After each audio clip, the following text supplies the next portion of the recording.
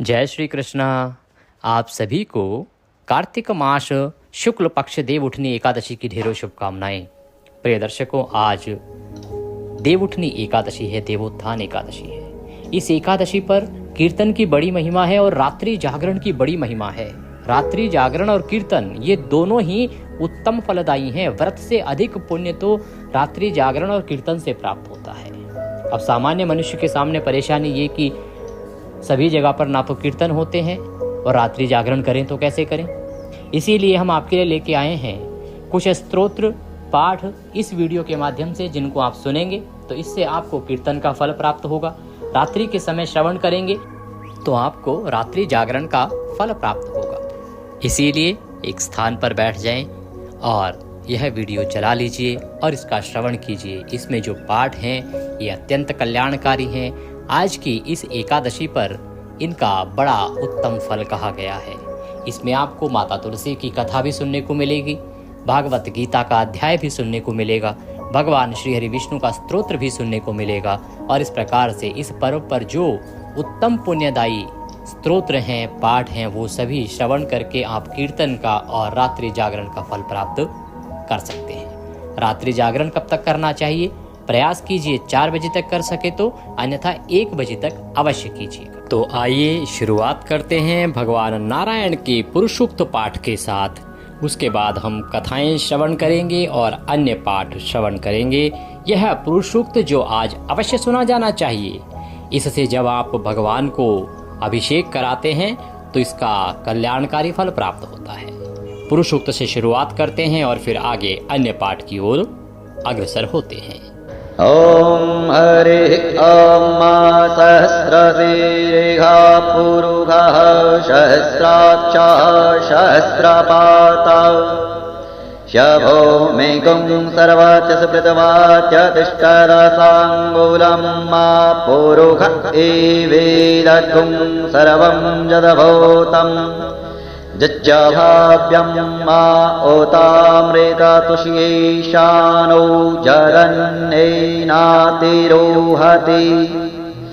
एतावानस्य महिमातो जायाश्च पुरुषः पादोऽस्य विश्वा भूतानि त्रिपादस्यामृतं दिवि त्रिपादोर्ध्व उदयपुरुषः पादोऽस्येह भवत पुनः ततो विकवन्दकरामतसासन नशने अभि ततो विराडज्जायत विराजो अधिपुरुषः सजातो व्यत्यरिचदवस्याद्भूमिमधो पुरः तस्मादज्ञात् सर्वभूतः संवृतं प्रैघदाज्यं मा पशोस्ताश्चक्रे वायव्यानारण्याग्राम्याश्च तस्मादज्ञात् सर्वभूतरिचः सामानि जग्निरे छन्दागुंसि जग्निरे तस्माद्यजो तस्मादजायत तस्मादसवा अजायन्तज्जिगीचोभयादतः गावो हजग्निरे तस्मात् तस्माजाता अजावयः तं यज्ञं वैरेहि प्रोक्षन् पुरुषं जातमग्रतः तेन देवा अयजन्त स्वाध्यारिकस्य जदपुरुषं व्यददुः कथिताभ्यकल्पयन् मुखं किमस्यासीत् किं बाहु किमुरोपादा उच्येते ब्राह्मणोऽस्य मुखमासीद्बाहो राजन्यः कृतः ऊरुतरस्य जलवैस्यः पदभ्याङ्गुंसूत्रो अजायत चन्द्रमा मनसो जातचक्षुः सूर्यौ अजायत श्रोत्राद्वायस्य प्राणस्य मोघादग्निरजायत नाभ्या आसीदन्तरिक्षगुंसिष्णोर्ध्योः श्यामावर्तत पदभ्यां भूमिदृशः श्रोत्रा तथा लोकान् कल्पयन् यत्पुरुषेण विखादेवादज्ञमतन्वत वसन्तो सासीदाज्यम् ग्रीक्मायिदमासरद्धविः सपतास्यासन् परिधयस्त्रिः सप्तशमिदाः कृताः देवादज्ञतन्वाना अवदनन् पुरुषं पशुम् यदनेन यदनामयजन्त देवास्तानि धर्माणि प्रथमान्यासन्ना तेहनाकं महिमानः सचन्त जद्रपूर्वेशाध्याः शन्ति देवाः अदिव्याः सम्प्रीताः पृथिव्यैरसाश्च विश्वकर्मणः शमवर्तताग्रे तस्य पुष्टा वेदद्रोपमेति तन्मर्तस्य देवत्वमाजानमगरे वेदाहमेतं पुरुषं महन्तमादित्यवर्णं तमसः परस्तात् त्वमेव वेदित्वा ते मृत्योर्मेति नान्यः पन्था विद्यते यनाय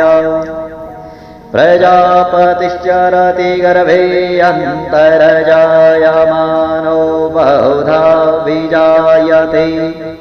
तस्य योनिं परिपश्यन्ति धीरा तस्मिन्नहस्तुर्भुवनानि विश्वा जो देवीभ्य आतपति जो देवानां पुरोहितः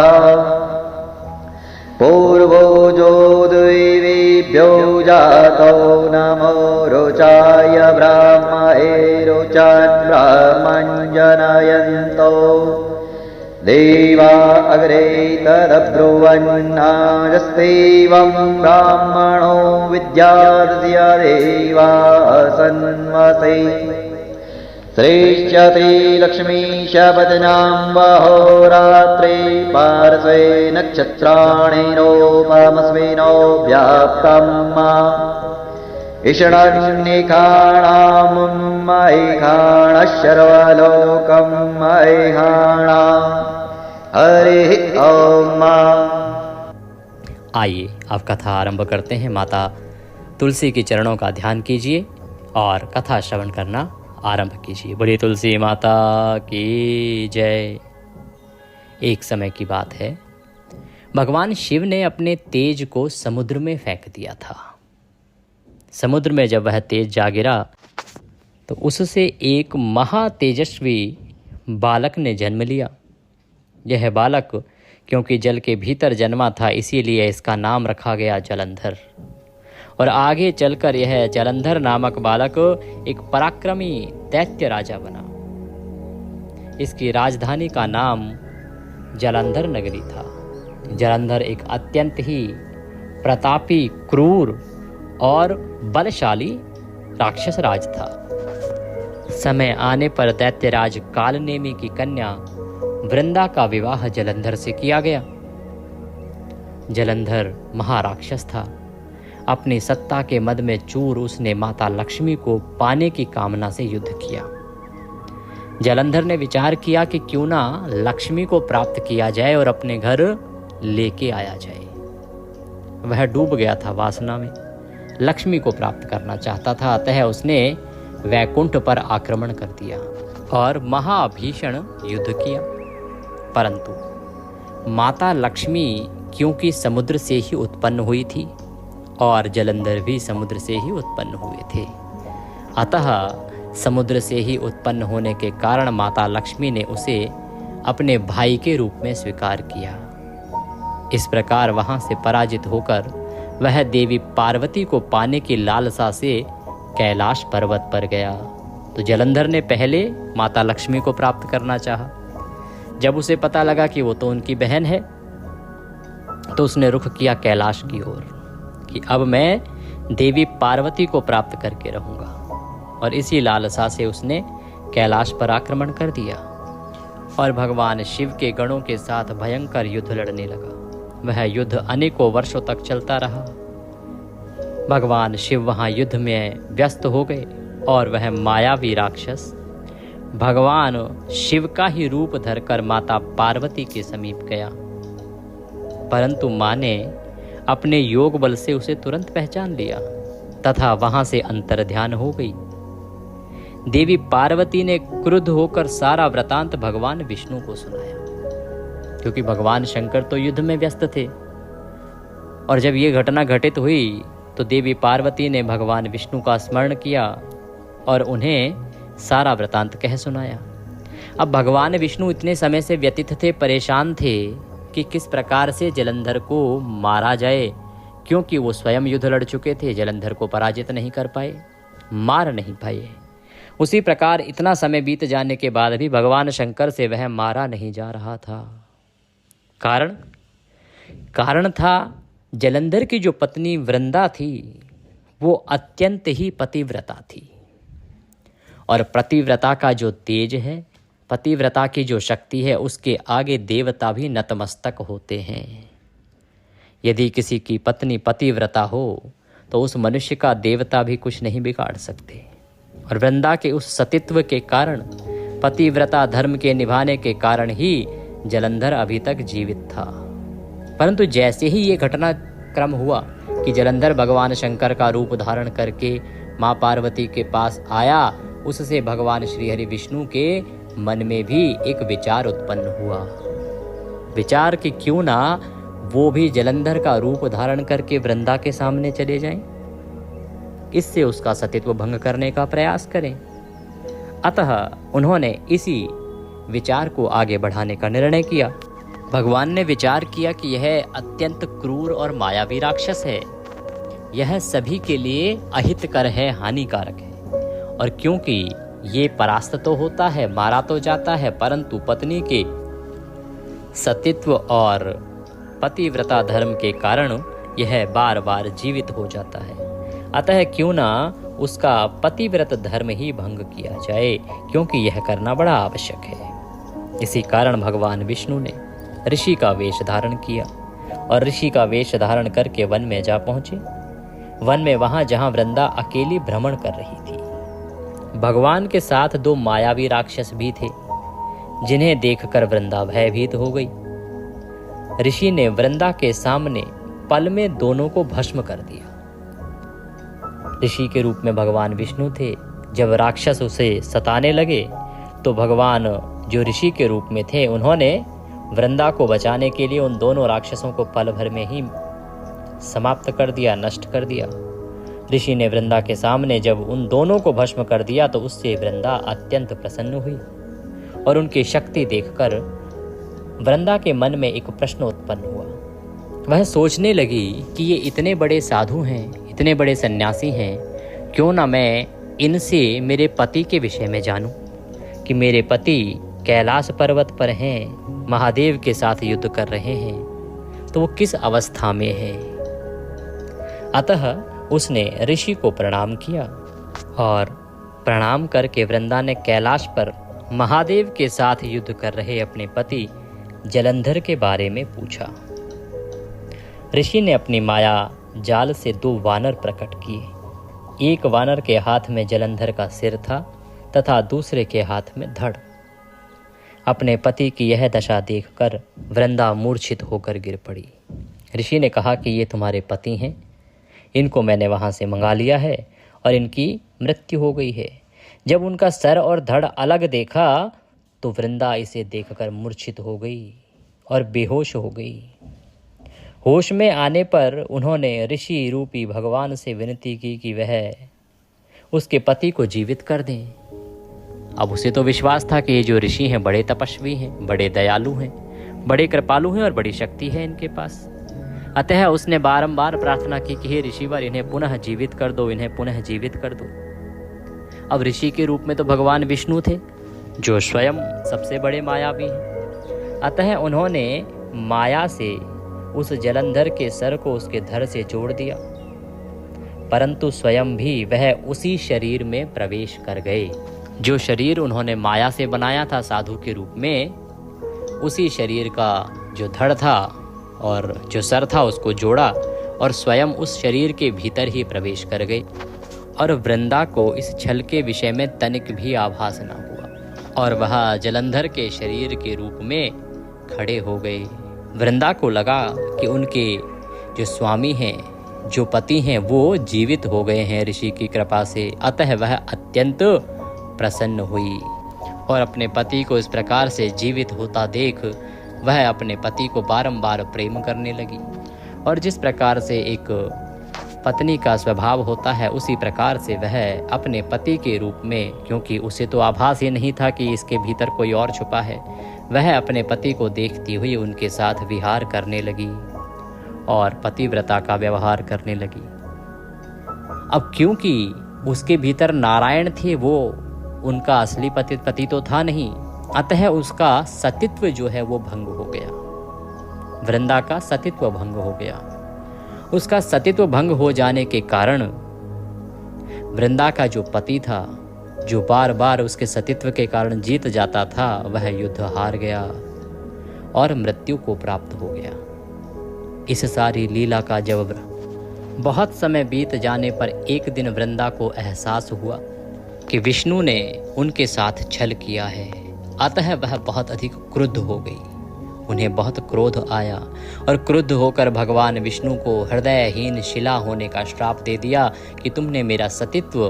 भंग किया है। विष्णु, तुम एक हृदयहीन अर्थात पाषाण शिला बन जाओ, जिसके भीतर दिल ही ना हो। अपने भक्त के श्राप को भगवान विष्णु ने स्वीकार किया और वो एक शिला बन गए, जिसे शालिग्राम कहते हैं। सृष्टि के पालनकर्ता के पत्थर बन जाने से ब्रह्मांड में असंतुलन की स्थिति हो गई। यह देखकर सभी देवी देवताओं ने वृंदा से प्रार्थना की कि वह भगवान विष्णु को श्राप मुक्त कर दे, अन्यथा यह सृष्टि चल नहीं पाएगी। वृंदा ने भगवान विष्णु को श्राप मुक्त कर स्वयं आत्मदाह कर लिया, अपने आप को अग्नि में भस्म कर दिया। जहां वृंदा भस्म हुई वहां तुलसी का पौधा उगा और भगवान विष्णु ने वृंदा से कहा, हे वृंदा, तुम अपने सतित्व के कारण मुझे लक्ष्मी से भी अधिक प्रिय हो गई हो। अब तुम तुलसी के रूप में सदा मेरे साथ रहोगी। तब से हर साल कार्तिक के देवउठनी एकादशी के दिन तुलसी विवाह के रूप में मनाया जाता है और इसी दिन शालिग्राम जी के साथ उनका विवाह भी किया जाता है। जो मनुष्य भी मेरे शालिग्राम रूप के साथ तुलसी का विवाह करेगा, उसे इस लोक से और परलोक तक विपुल यश प्राप्त होगा, तथा जो मुझे प्रतिदिन कार्तिक मास में तुलसी दल अर्पित करेगा, मंजरी अर्पित करेगा, उसको सदा मेरी कृपा प्राप्त होगी। उसी दैत्य जलंधर की यह भूमि जलंधर नाम से विख्यात हुई। सती वृंदा का मंदिर मोहल्ला कोट किशन चंद में स्थित है। कहते हैं इस स्थान पर एक प्राचीन गुफा भी थी जो सीधी हरिद्वार तक जाती थी। सच्चे मन से 40 दिन तक सती वृंदा देवी के मंदिर में पूजा करने से सभी मनोरथ पूर्ण होते हैं। जिस घर में तुलसी होती है वहां यम के दूत भी असमय नहीं आ सकते। मृत्यु के समय जिनके प्राण मंजरी रहित तुलसी और गंगा जल मुख में रखकर निकल जाते हैं, वह पापों से मुक्त होकर वैकुंठ धाम को प्राप्त होते हैं। जो मनुष्य तुलसी व आंवलों की छाया में अपने पितरों का श्राद्ध करते हैं, उसके पितृ मोक्ष को प्राप्त हो जाते हैं। बोलिए तुलसी महारानी की जय। अथ श्री विष्णु सहस्त्र नाम स्तोत्रम यस्य स्मरण मात्रेण जन्म संसार बंधनात् विमुच्यते नमस्तस्मै विष्णवे प्रभ विष्णवे। जिनके स्मरण करने मात्र से मनुष्य जन्म मृत्यु रूप संसार बंधन से मुक्त हो जाता है, सबकी उत्पत्ति के कारणभूत उन भगवान विष्णु को नमस्कार है। संपूर्ण प्राणियों के आदिभूत पृथ्वी को धारण करने वाले अनेक रूपधारी और सर्वसमर्थ भगवान विष्णु को प्रणाम है। सम्पायन वाचः, वह सम्पायन जी कहते हैं कि राजन, धर्मपुत्र राजा युधिष्ठिर ने संपूर्ण विधि रूप धर्म तथा पापों का क्षय करने वाले धर्म रहस्यों को सब प्रकार सुनकर शांतनु पुत्र भीष्म से पुनः पूछा। क्या पूछ रहे हैं युधिष्ठिर जी? युधिष्ठिर बोले, हे पितामह, समस्त जगत में एक ही देव कौन है तथा इस लोक में एक ही परम आश्रय स्थान कौन है, जिसका साक्षात्कार कर लेने पर जीव की अविद्या रूप हृदय ग्रंथि टूट जाती है, सब संशय नष्ट हो जाते हैं तथा संपूर्ण कर्म क्षीण हो जाते हैं। किस देव की स्तुति गुण कीर्तन करने से तथा किस देव का नाना प्रकार से बाह्य और आंतरिक पूजन करने से मनुष्य कल्याण की प्राप्ति कर सकते हैं। आप समस्त धर्मों में पूर्वोक्त लक्षणों से युक्त किस धर्म को परम श्रेष्ठ मानते हैं तथा किसका जप करने से जीव जन्म मरण रूप संसार बंधन से मुक्त हो जाता है। भीष्मवाच, भीष्म जी कहने लगे, स्थावर जंगम रूप संसार के स्वामी, ब्रह्मादि देवों के देव, देश काल और वस्तु से अपरिछिन्न, क्षर अक्षर से श्रेष्ठ पुरुषोत्तम का सहस्त्र नामों के द्वारा निरंतर तत्पर रहकर गुण संकीर्तन करने से पुरुष सब दुखों से पार हो जाता है तथा उसी विनाश रहित पुरुष का सब समय भक्ति से युक्त होकर पूजन करने से, उसी का ध्यान करने से तथा पूर्वोक्त प्रकार से सहस्त्र नामों के द्वारा स्तवन एवं नमस्कार करने से पूजा करने वाला सब दुखों से छूट जाता है। उस जन्म मृत्यु आदि 6 विकारों से रहित सर्वव्यापक संपूर्ण लोकों के महेश्वर लोकाध्यक्ष देव की निरंतर स्तुति करने से मनुष्य सब दुखों को पार कर लेता है। जगत की रचना करने वाले ब्रह्मा के तथा ब्राह्मण तप और श्रुति के हितकारी सब धर्मों को जानने वाले, प्राणियों की कीर्ति को बढ़ाने वाले, संपूर्ण लोकों के स्वामी, समस्त भूतों के उत्पत्ति स्थान एवं संसार के कारण रूप परमेश्वर का स्तवन करने से मनुष्य सब दुखों से छूट जाता है। विधि रूप संपूर्ण धर्मों में मैं इसी धर्म को सबसे बड़ा मानता हूँ कि मनुष्य अपने हृदय कमल में विराजमान कमल नयन भगवान वासुदेव का भक्ति पूर्वक तत्परता सहित गुण संकीर्तन रूप स्तुतियों से सदा अर्चन करे। जो देव परम तेज, परम तप, परम ब्रह्म और परम परायण हैं, वही समस्त प्राणियों की परम गति है। पृथ्वी पते जो पवित्र करने वाले तीर्थ आदि को में परम पवित्र है, मंगलों का मंगल है, देवों का देव है तथा जो भूत प्राणियों का अविनाशी पिता है, कल्प आदि में जिससे संपूर्ण भूत उत्पन्न होते हैं और फिर युग का क्षय होने पर महाप्रलय से जिसमें वे विलीन हो जाते हैं, उस लोक प्रधान संसार के स्वामी भगवान विष्णु के पाप और संसार भय को दूर करने वाले 1000 नामों को मुझसे सुनो। जो नाम गुण के कारण प्रवृत्त हुए हैं, उनमें से जो जो प्रसिद्ध है और मंत्र दृष्टा मुनियों द्वारा जो जहाँ जहाँ सर्वत्र भगवत कथाओं में गाए गए हैं, उस अचिंत्य प्रभाव महात्मा के उन समस्त नामों को पुरुषार्थ सिद्धि के लिए वर्णन करता हूँ। ओम सच्चिदानंद स्वरूप विश्वम, समस्त जगत के कारण रूप विष्णु सर्वव्यापी वष्टकार, जिनके उद्देश्य से यज्ञ में वष्ट क्रिया की जाती है, ऐसे यज्ञ स्वरूप भूत भव्य भवत प्रभु, भूत भविष्य और वर्तमान के स्वामी, भूत कृत रजोगुण का आश्रय लेकर ब्रह्म रूप से संपूर्ण भूतों की रचना करने वाले, भूत व्रत सद्गुणाकार आश्रय लेकर संपूर्ण भूतों का पालन पोषण करने वाले, भावः नित्य स्वरूप होते हुए भी स्वतः उत्पन्न होने वाले, भूत आत्मा संपूर्ण भूतों के आत्मा अर्थात अंतर्यामी प्रभु, भूत भावन भूतों की उत्पत्ति और वृद्धि करने वाले, भूत आत्मा पवित्र आत्मा परमात्मा परम श्रेष्ठ नित्य शुद्ध बुद्ध मुक्त स्वभाव, मुक्तानाम परमागति, मुक्त पुरुषों की सर्वश्रेष्ठ गति स्वरूप, अव्ययः कभी विनाश को प्राप्त न होने वाले, पुरुषः पूर्व अर्थात शरीर में शयन करने वाले, साक्षी बिना किसी व्यवधान के सब कुछ देखने वाले, क्षेत्रज्ञः क्षेत्र अर्थात समस्त प्रकृति रूप शरीर को पूर्णतया जानने वाले, अक्षरः कभी क्षीण न होने वाले, योगः मन सहित संपूर्ण इंद्रियों के निरोध रूप योग से प्राप्त होने वाले, योग विदाम नेता योग को जानने वाले, भक्तों के योग क्षेम आदि का निर्वाह करने के अग्रसर रहने वाले, प्रधान पुरुषेश्वरः प्रकृति और पुरुष के स्वामी, नारसिंह वपुः मनुष्य और सिंह दोनों के जैसा शरीर धारण करने वाले नरसिंह रूप, श्रीमान वक्षस्थल में सदाश्री को धारण करने वाले, केशवः ब्रह्मा विष्णु और महादेव त्रिमूर्ति स्वरूप, पुरुषोत्तम क्षर और अक्षर इन दोनों से सर्वथा उत्तम, अर्थ सर्वः अक्षत और सत सबकी उत्पत्ति स्थिति और प्रलय के स्थान, सर्वः सारी प्रजा का प्रलय काल में संहार करने वाले, शिवः तीनों गुणों से परे कल्याण स्वरूप, स्थाणु स्थिर भूतादि भूतों के आदिकरण, निधि व्ययः प्रलय काल में सब प्राणियों के लीन होने के अविनाशी स्थान रूप, संभवः अपनी इच्छा से भली प्रकार प्रकट होने वाले, भावना समस्त भोक्ताओं के फलों को उत्पन्न करने वाले, भर्ता सबका भरण करने वाले, प्रभवः दिव्य जन्म वाले प्रभु सबके स्वामी ईश्वरः उपाधि रहित ऐश्वर्य वाले, स्वयंभू स्वयं उत्पन्न होने वाले, शंभु भक्तों के लिए सुख से उत्पन्न करने वाले, आदित्यः द्वादश आदित्यों में विष्णु नामक आदित्य, पुष्कराक्षः कमल के समान नेत्र वाले, महास्वनः वेद रूप अत्यंत महान घोष वाले, अनादि निधिनः जन्म मृत्यु से रहित, धाता विश्व को धारण करने वाले, विधाता कर्म और उसके फलों की रचना करने वाले, धातुरोत्तमः कार्य कारण रूप संपूर्ण प्रपंच को धारण करने वाले एवं सर्वश्रेष्ठ, अप्रमेयः प्रमाण आदि से जानने में न आ सकने वाले, ऋषिकेशः इंद्रियों के स्वामी, पद्मनाभ जगत के कारण रूप कमल को अपनी नाभि में स्थान देने वाले, अमर प्रभु देवताओं के स्वामी, विश्वकर्मा सारे जगत की रचना करने वाले, मनु प्रजापति मनु रूप त्वष्टा, संहार के समय संपूर्ण प्राणियों को क्षीण करने वाले, त्विष्टः अत्यंत स्थूल, स्थविरो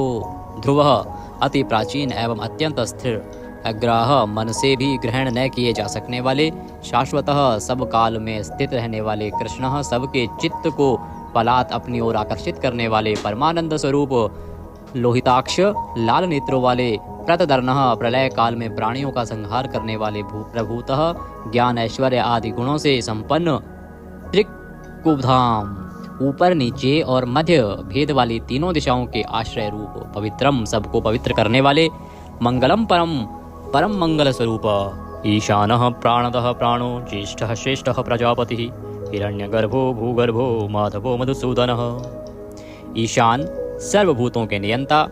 प्राणद सबके प्राण संशोधन करने वाले, प्राणः सबको जीवित रखने वाले, प्राण स्वरूप, ज्येष्ठः सबके कारण होने से सबसे बड़े, श्रेष्ठः सब में उत्कृष्ट होने से परम श्रेष्ठ, प्रजापति ईश्वर रूप में सारी प्रजाओं के मालिक, हिरण्यगर्भः ब्रह्मांड रूप हिरण्यमय अंड के भीतर ब्रह्मा रूप से व्याप्त होने वाले, भूगर्भः पृथ्वी के गर्भ में रहने वाले, माधवः लक्ष्मी के पति, ईश्वरो विक्रमी धन्वी मेधावी विक्रमः क्रमः, अनुत्तमो दुराधर्षः कृतज्ञः कृतिरात्मवान, ईश्वर सर्वशक्तिमान, ईश्वर विक्रमी शूरवीरता से युक्त, धन्वी शांग धनुष रखने वाले, मेधावी अतिशय बुद्धिमान, विक्रमः गरुड़ पक्षी द्वारा गमन करने वाले, क्रमः क्रम विस्तार के कारण, अनुत्तमः सर्वोत्कृष्ट, दुराधर्षः किसी से भी तिरस्कृत न होने वाले, कृतज्ञः अपने निमित्त से थोड़ा सा भी त्याग किए जाने पर उसे बहुत मानने वाले, कृति पुरुष प्रयत्न के आधार रूप, आत्मवान, सुरेशः देवताओं के स्वामी, शरणम परम आश्रय देने वाले, शर्मः विश्वरेतः प्रजाभावः, अह प्रकाश रूपः, संवत्सरः व्यालः, प्रत्ययः सर्वदर्शनः, अजः जन्मरहित सर्वेश्वरः, समस्त ईश्वरों के भी ईश्वर, सिद्धः सिद्धः सर्वादिः, अच्युतः प्रशाकपिः, अमेयात्मा सर्वयोग विनीः श्रतः, वशुः सब भूतों के वासस्थान, वशुमनः सत्यः समात्मा, असम्मितः समः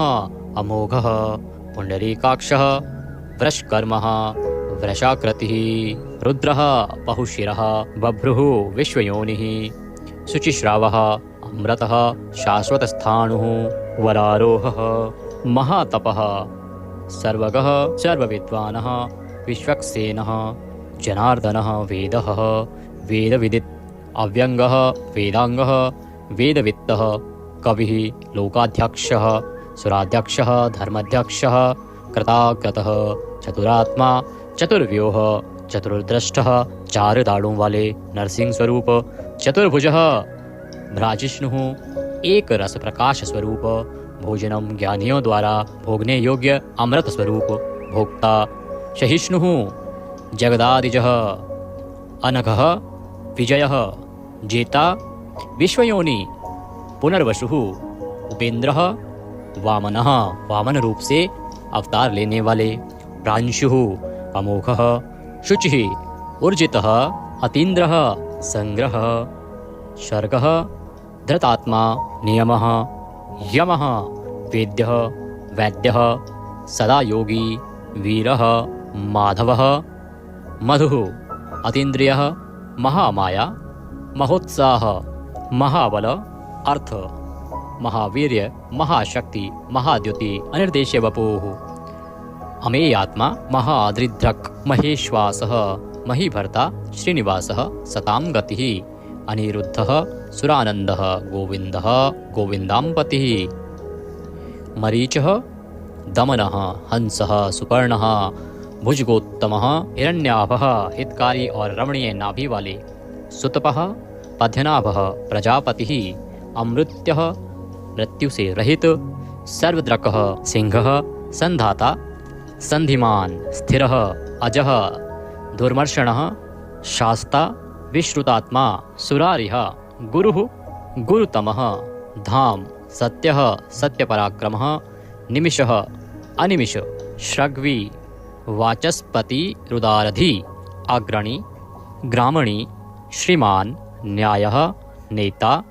जगत रूपी यंत्र को चलाने वाले समीरणः सहस्त्रमूर्धा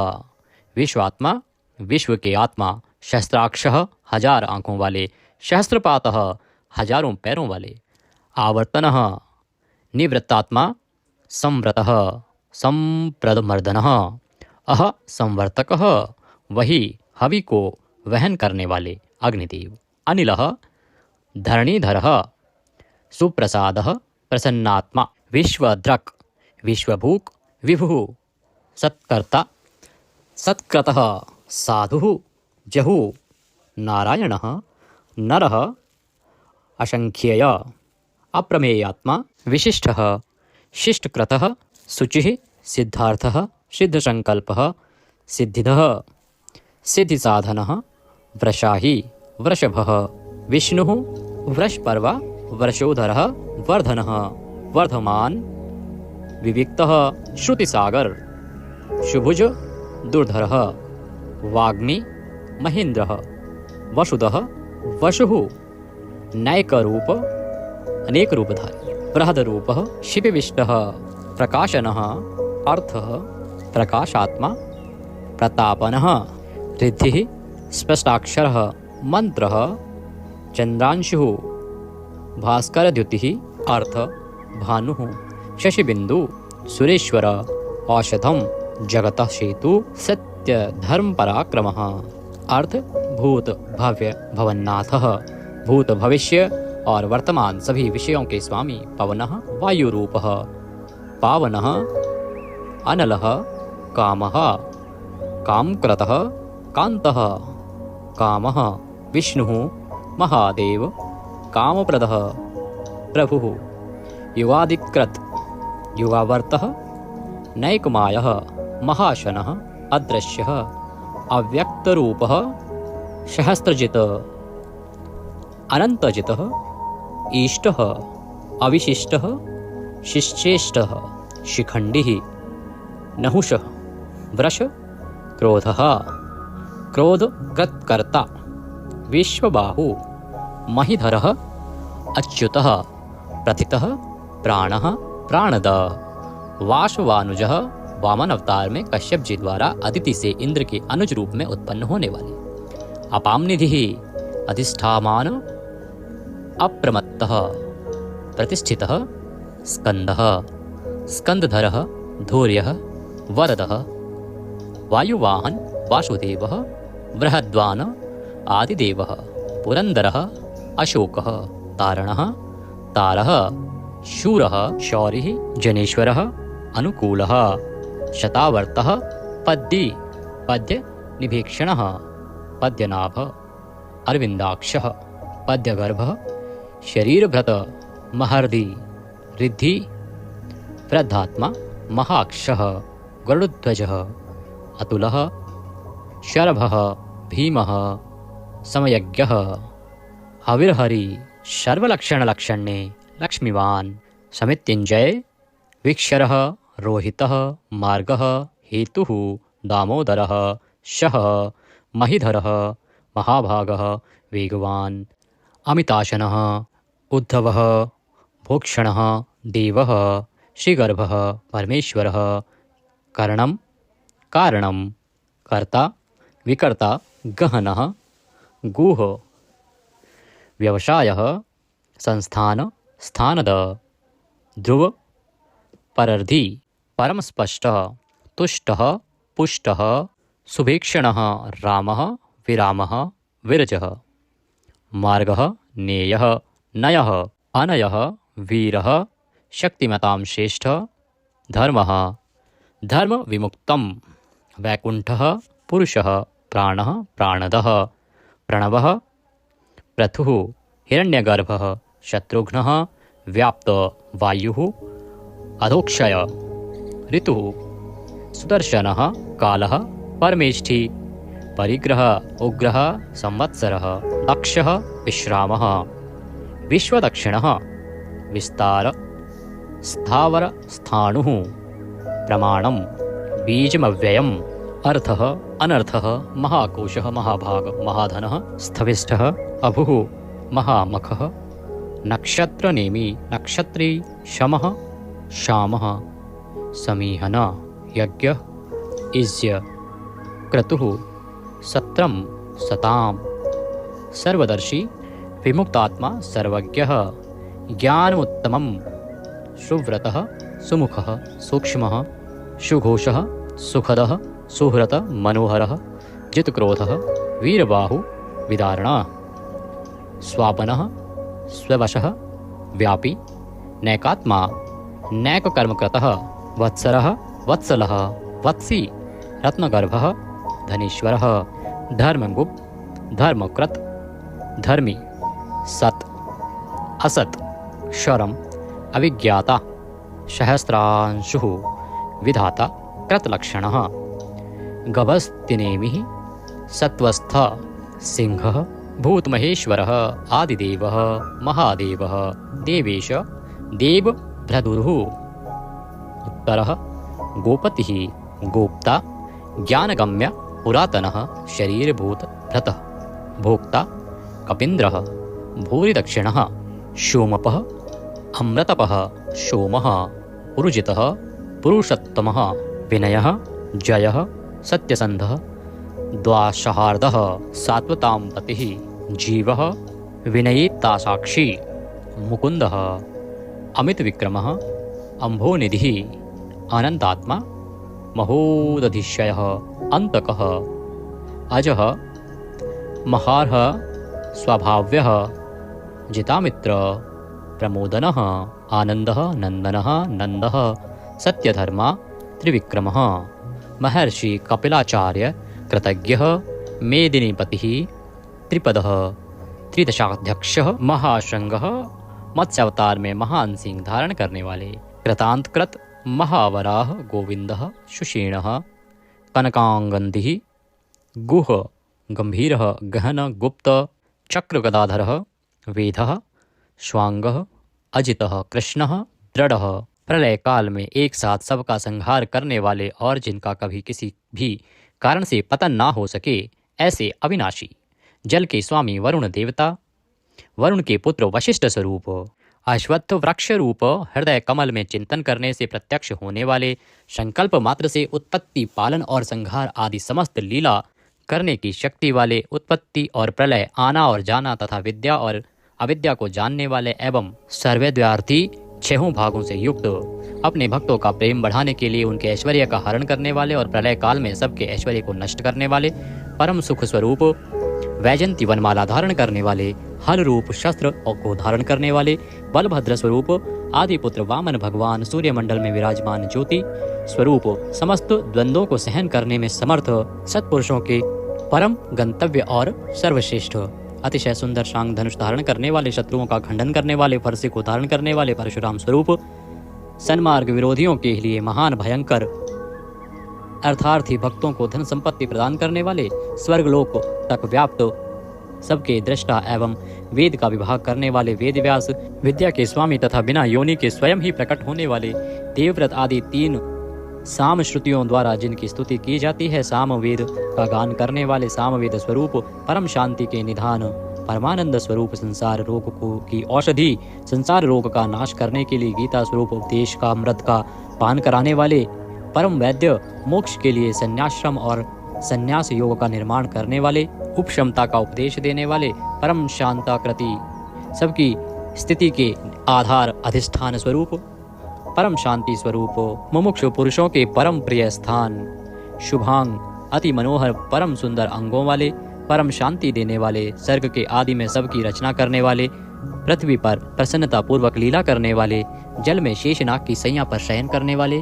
गोपाल रूप से गायों का और अवतार धारण करके भार उतार कर पृथ्वी का हित करने वाले गोपति ही, पृथ्वी के और गायों के स्वामी, अवतार धारण करके सबके सम्मुख प्रकट होते समय अपनी माया से अपने स्वरूप को आच्छादित करने वाले, समस्त कामनाओं की वर्षा करने वाले, कृपा दृष्टि से युक्त और धर्म से प्यार करने वाले, रणभूमि में धर्म पालन से पीछे न हटने वाले, निवृत्तात्मा स्वभाव से ही विषय वासना रहित नित्य शुद्ध मन वाले और विश्व जगत को क्षण भर में संक्षिप्त यानी सूक्ष्म रूप करने वाले, क्षेमकृत शरणागत की रक्षा करने वाले, स्मरण पात्र से पवित्र करने वाले, कल्याण स्वरूप श्रीवत्स नामक चिन्ह को वक्षस्थल में धारण करने वाले, श्री लक्ष्मी जी के वास स्थान, परम शक्ति रूपा श्री लक्ष्मी जी के स्वामी, सब प्रकार की संपत्ति और ऐश्वर्यों से युक्त ब्रह्म आदि समस्त लोकपालों से श्रेष्ठ, भक्तों को श्री प्रदान करने वाले, लक्ष्मी के नाथ, श्री लक्ष्मी जी के अंतःकरण में नित्य निवास करने वाले, समस्त श्रियों के आधार, सब मनुष्यों के लिए उनके कर्मानुसार नाना प्रकार के ऐश्वर्य प्रदान करने वाले, जगत जननी श्री को वक्षस्थल में धारण करने वाले, स्मरण स्तवन और अर्चन आदि करने वाले भक्तों के लिए श्री का विस्तार करने वाले, कल्याण स्वरूप सब प्रकार की श्रियों से युक्त, तीनों लोकों के आधार, मनोहर कृपा कटाक्ष से युक्त, परम सुंदर आँखों वाले, अतिशय कोमल परम सुंदर मनोहर अंगों वाले, लीला भेद से सैकड़ों विभागों में विभक्त, आनंद स्वरूप, परमानंद विग्रह, ज्योतिर्गणेश्वर, नक्षत्र समुदायों के ईश्वर, जीते हुए मन वाले, जिनके असली स्वरूप का किसी प्रकार भी वर्णन नहीं किया जा सके, सच्ची कीर्ति वाले, हथेली में रखे हुए बेर के समान संपूर्ण विश्व को प्रत्यक्ष देखने वाले होने के कारण सब प्रकार के संशयों से रहित, सब प्राणियों से श्रेष्ठ, समस्त वस्तुओं को सब दिशाओं में सदा सर्वदा देखने की शक्ति वाले, जिनका दूसरा कोई शासक न हो, ऐसे स्वतंत्र सदा एक रस स्थिर रहने वाले, निर्विकार,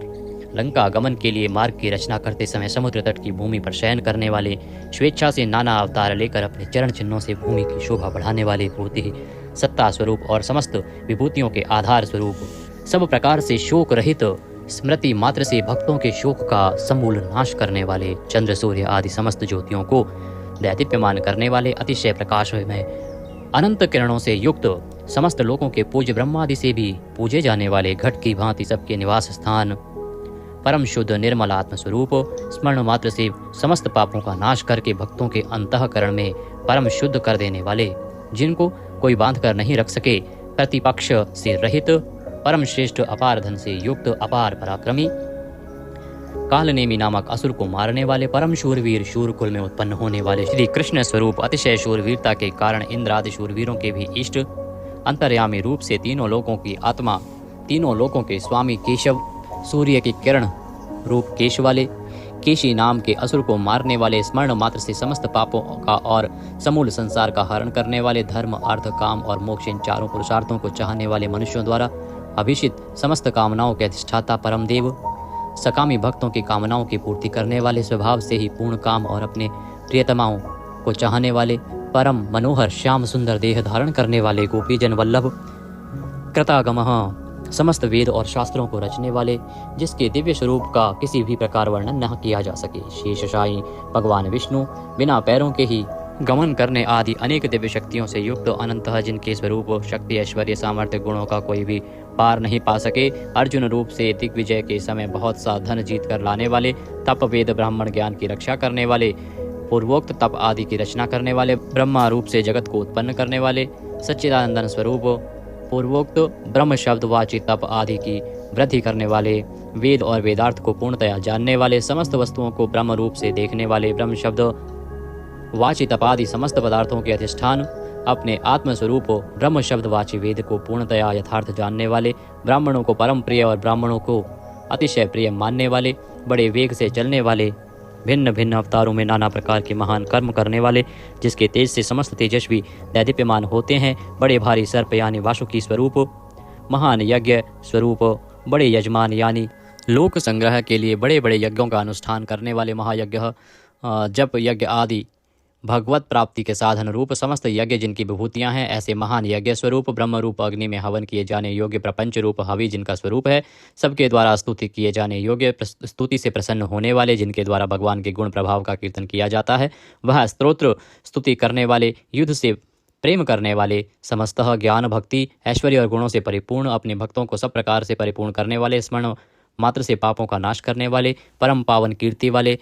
आंतरिक और बाह्य सब प्रकार की व्याधियों से रहित, मन की भांति वेग करने वाले, समस्त विद्याओं के रचयिता और उपदेशकर्ता, हिरण्यमय पुरुष जिनका वीर्य है, ऐसे सुवर्ण वीर्य प्रचुर धन प्रदान करने वाले, अपने भक्तों को मोक्ष रूप महान धन देने वाले वसुदेव पुत्र श्री कृष्ण, सबके अंतःकरण में निवास करने वाले, समान भाव से सब में निवास करने की शक्ति से युक्त मन वाले, यज्ञ में हवन किए जाने योग्य हवि स्वरूप, सत्पुरुषों द्वारा प्राप्त किए जाने वाले योग्य गति स्वरूप, जगत की रक्षा आदि सत्कार्य करने वाले, सदा सर्वदा विद्यमान सत्ता स्वरूप, बहुत प्रकार से बहुत रूपों में भाषित होने वाले, सत्पुरुषों के परम प्रापणीय स्थान, हनुमान आदि श्रेष्ठ शूरवीर योद्धाओं से युक्त सेना वाले, यदुवंशियों में सर्वश्रेष्ठ सत्पुरुषों के आश्रय, श्यामुनः जिनके परम परिकर यमुना तट निवासी गोपाल बाल आदि अति सुंदर हैं, ऐसे श्री कृष्ण भूतावासः समस्त प्राणियों के मुख्य निवास स्थान, अपनी माया से जगत को आच्छादित करने वाले, समस्त प्राणियों के आधार, अपार शक्ति और संपत्ति से युक्त, धर्म विरुद्ध मार्ग में चलने वालों को घमंड को नष्ट करने वाले, अपने भक्तों को विशुद्ध गौरव देने वाले, नित्यानंद मग्न, बड़ी कठिनता से हृदय में धारित होने वाले, दूसरों से अजित अर्थात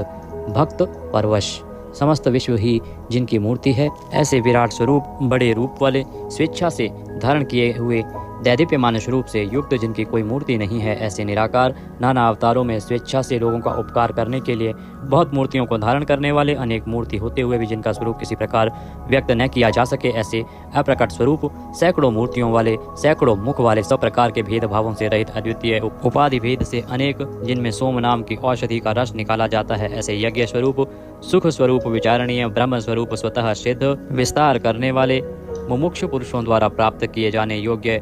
अत्युत्तम परम पद, समस्त प्राणियों के हित करने वाले परम मित्र, सबके द्वारा याचना किए जाने योग्य लोक स्वामी, मधुकुल में उत्पन्न होने वाले, भक्तों से प्रेम करने वाले, सोने के समान पीत वर्ण वाले, सोने के समान सुडौल चमकीले अंगों वाले, परम श्रेष्ठ अंग प्रत्यंगों वाले, चंदन के लेप और बाजूबंद से सुशोभित, राग द्वेष आदि प्रबल शत्रुओं से डर कर शरण में आने वाले, कि अंतःकरण में उनका अभाव कर देने वाले, जिनके समान दूसरा कोई नहीं, ऐसे अनुपम समस्त विशेषणों से रहित, घृताशी अपने आश्रित जनों के लिए कृपा से सने हुए, द्रवित संकल्प करने वाले, किसी प्रकार भी विचलित न होने वाले, अविचल वायु रूप में सर्वत्र गमन करने वाले, स्वयं मान न चाहने वाले, अभिमान रहित, दूसरों को मान देने वाले, सबके पूजने योग्य माननीय लोक स्वामी, 14 भुवनों के स्वामी, तीनों लोकों को धारण करने वाले, अति उत्तम सुंदर बुद्धि वाले, यज्ञ में प्रकट होने वाले, नित्य कृत्य होने के कारण सर्वथा धन्यवाद के पात्र, सच्ची और श्रेष्ठ बुद्धि वाले,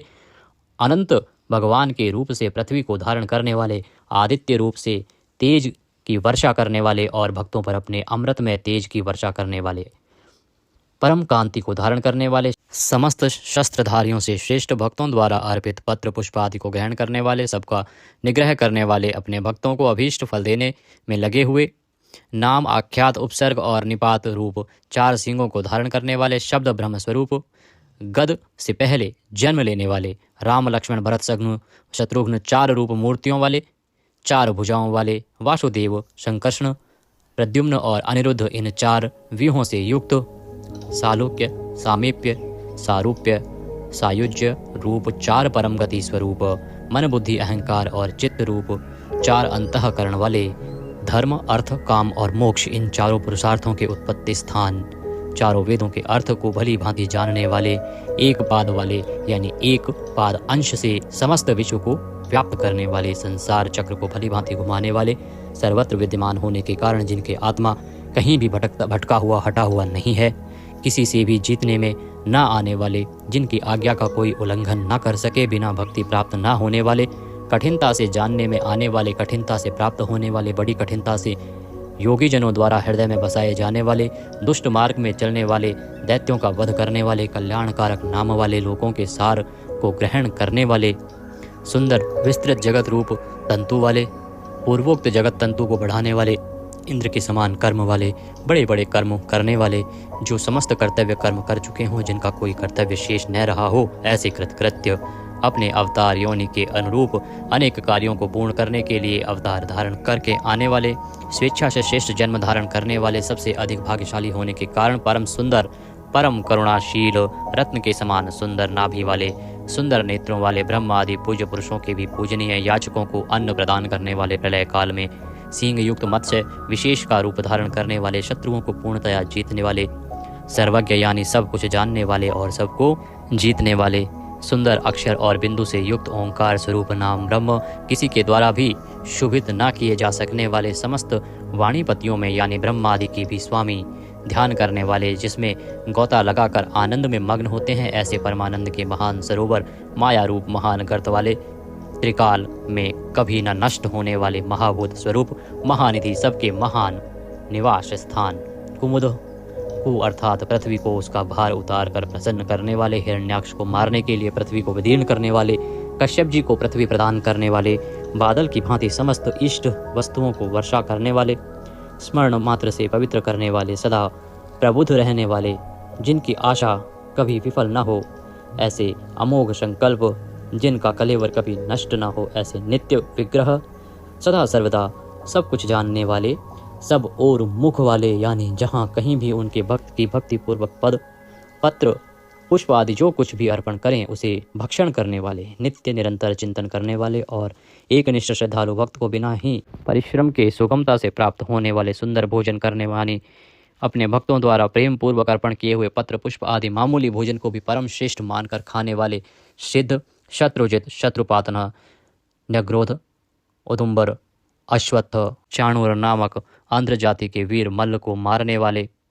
अनंत किरणों वाले, सप्तजिह, काली, कराली, मनोजवा, सुलोलहिता, धूम्रवर्णा, स्फुलिंगिनी और विश्वरुचि, इन 7 जिह्वाओं वाले अग्नि स्वरूप, 7 दीप्त वाले अग्नि स्वरूप, 7 गुणों वाले सूर्य रूप, मूर्ति रहित निराकार, सब प्रकार से निष्पाप, किसी प्रकार भी चिंतन करने में न आने वाले, दुष्टों को भयभीत करने वाले, स्मरण करने वालों के और सत्पुरुषों के भय का नाश करने वाले, अत्यंत सूक्ष्म, सबसे बड़े, अत्यंत पतले और हल्के, अत्यंत मोटे और भारी,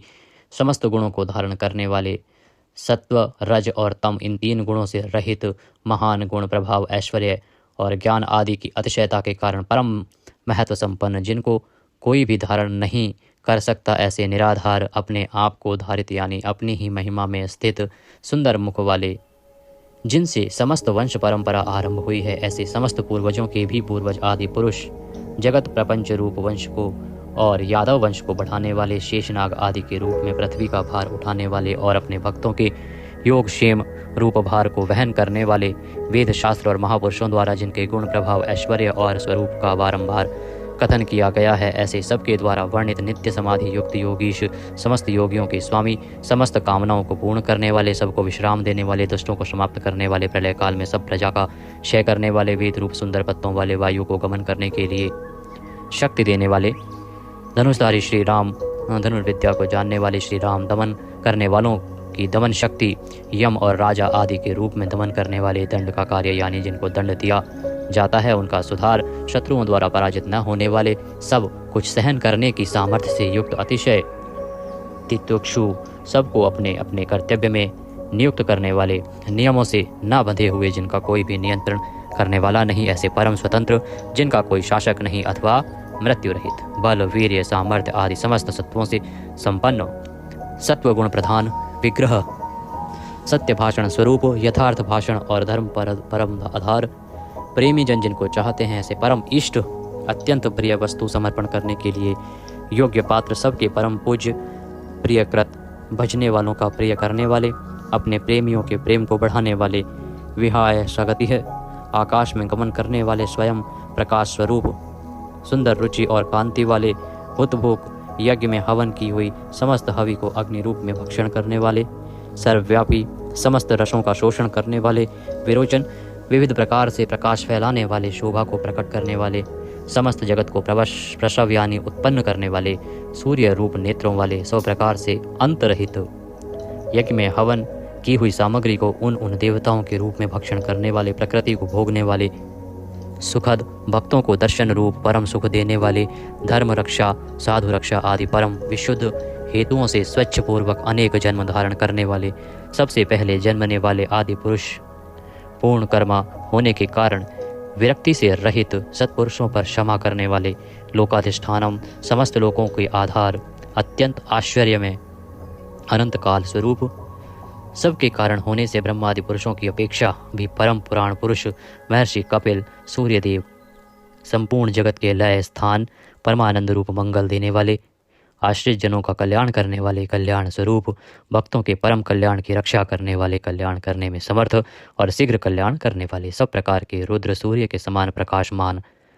मकार कृत कुंडलों को धारण करने वाले, सुदर्शन चक्र को धारण करने वाले, सबसे विलक्षण पराक्रमशील, जिनकी श्रुति स्मृति रूप शासन अत्यंत श्रेष्ठ है, ऐसे अति श्रेष्ठ शासन करने वाले, शब्द की जहाँ पहुँच नहीं ऐसे वाणी के अविषय समस्त वेद शास्त्र जिनकी महिमा का बखान करते हैं, शिशिर त्रिताप पीड़ितों को शांति देने वाले, शीतल मूर्ति, ज्ञानियों की रात्रि संसार और अज्ञानियों की रात्रि ज्ञान, इन दोनों को उत्पन्न करने वाले, सब प्रकार के क्रूर भावों से रहित, मन वाणी कर्म सभी दृष्टियों से सुंदर होने के कारण परम सुंदर, सब प्रकार से समृद्ध, परम शक्तिशाली और क्षण मात्र में बड़े बड़े कार्य कर देने वाले, महान कार्य कुशल, संहारकारी, क्षमा करने वालों में सर्वश्रेष्ठ, विद्वानों में सर्वश्रेष्ठ परम विद्वान, सब प्रकार के भय से रहित, पुण्य श्रवण कीर्तन, जिनके नाम गुण महिमा और स्वरूप का श्रवण और कीर्तन परम पुण्य यानी परम पावन है, संसार सागर से पार करने वाले, पापों का और पापियों का नाश करने वाले, पुण्य स्मरण आदि करने वाले, समस्त पुरुषों को पवित्र करने वाले, ध्यान स्मरण कीर्तन और पूजन करने से बुरे सपनों का और संसार रूप दुस्वप्न का नाश करने वाले, शरणागतों की विविध गतियों का यानी संसार चक्र का नाश करने वाले, सब प्रकार से रक्षा करने वाले, विद्या और विनय का प्रचार करने के लिए संतों रूप में प्रकट होने वाले, समस्त प्रजा को प्राण रूप से जीवित रखने वाले, समस्त विश्व को व्याप्त करके स्थित रहने वाले, अनंत अमित रूप वाले, अनंत श्री यानी अपरिमित पराशक्तियों से युक्त, सब प्रकार से क्रोध को जीत लेने वाले, भक्त भयहारी, चार वेद रूप कोणों वाले, मंगल मूर्ति और न्यायशील गंभीर मन वाले, अधिकारियों को उनके कर्मानुसार विभाग पूर्वक नाना प्रकार के फल देने वाले, सबको यथा योग्य विविध आज्ञा देने वाले, वेद रूप से समस्त कर्मों का फल बताने वाले, जिसका आदि कोई न हो, ऐसे सबके कारण स्वरूप, पृथ्वी के भी आधार, समस्त शोभायमान वस्तुओं की शोभा, आश्रित जनों के अंतःकरण में सुंदर कल्याण में विविध स्मरण करने वाले, रुचिरांगद परम रुचिरकर कल्याण में बाजूबंदों को धारण करने वाले, पाणी मात्र को उत्पन्न करने वाले, जन्म लेने वालों के जन्म के मूल कारण, सबको भय देने वाले, अतिशय भय उत्पन्न करने वाले, पराक्रम से युक्त, आधार स्वरूप पृथ्वी आदि समस्त भूतों के स्थान, जिसका कोई भी बनाने वाला ना हो, ऐसे स्वयं स्थित, पुष्प की भांति विकसित हास्य वाले, भली प्रकार जागृत रहने वाले, नित्य प्रबुद्ध, सबसे ऊपर रहने वाले, सत्पुरुषों के मार्ग का आचरण करने वाले, मर्यादा पुरुषोत्तम, परीक्षित आदि मरे हुए को भी जीवन देने वाले, ओंकार स्वरूप, यथा योग्य व्यवहार करने वाले, स्वतः सिद्ध होने से स्वयं प्रमाण स्वरूप, प्राणों के आधारभूत, समस्त प्राणों का पोषण करने वाले, प्राणवायु के संचार से प्राणियों को जीवित रखने वाले, यथार्थ तत्व रूप, तत्वित यथार्थ तत्व को पूर्णतया जानने वाले, अद्वितीय स्वरूप, जन्म मृत्यु और बुढ़ापा आदि शरीर के धर्मों से सर्वथा अतीत, भुः भुवः स्वः रूप तीनों लोकों को व्याप्त करने वाले और संसार वृक्ष स्वरूप, संसार सागर से पार उतारने वाले, सबको उत्पन्न करने वाले, पितामह, पितामह ब्रह्मा के भी पिता, यज्ञ स्वरूप, समस्त यज्ञों के अधिष्ठाता, यजमान रूप से यज्ञ करने वाले, समस्त यज्ञ रूप अंगों वाले, यज्ञों को चलाने वाले, यज्ञों का धारण पोषण करने वाले, यज्ञों के रचयिता, समस्त यज्ञ जिसमें समाप्त होते हैं ऐसे यज्ञ शेषी, समस्त यज्ञों के भोक्ता, ब्रह्म यज्ञ, जप यज्ञ आदि बहुत से यज्ञ जिनकी प्राप्ति के साधन है, यज्ञों का अंत करने वाले यानी उनका फल देने वाले, यज्ञों में गुप्त ज्ञान स्वरूप और निष्काम यज्ञ स्वरूप, समस्त प्राणियों को अन्न की भांति उनकी सब प्रकार से तुष्टि पुष्टि करने वाले, समस्त अन्नों के भोक्ता, जिनका कारण दूसरा कोई नहीं, ऐसे स्वयं योनि स्वरूप, स्वयं अपने आप स्वेच्छा पूर्वक प्रकट होने वाले, पातालवासी हिरण्याक्ष का वध करने के लिए पृथ्वी को खोदने वाले, सामवेद का गान करने वाले, देव की पुत्र, समस्त लोकों के रचयिता,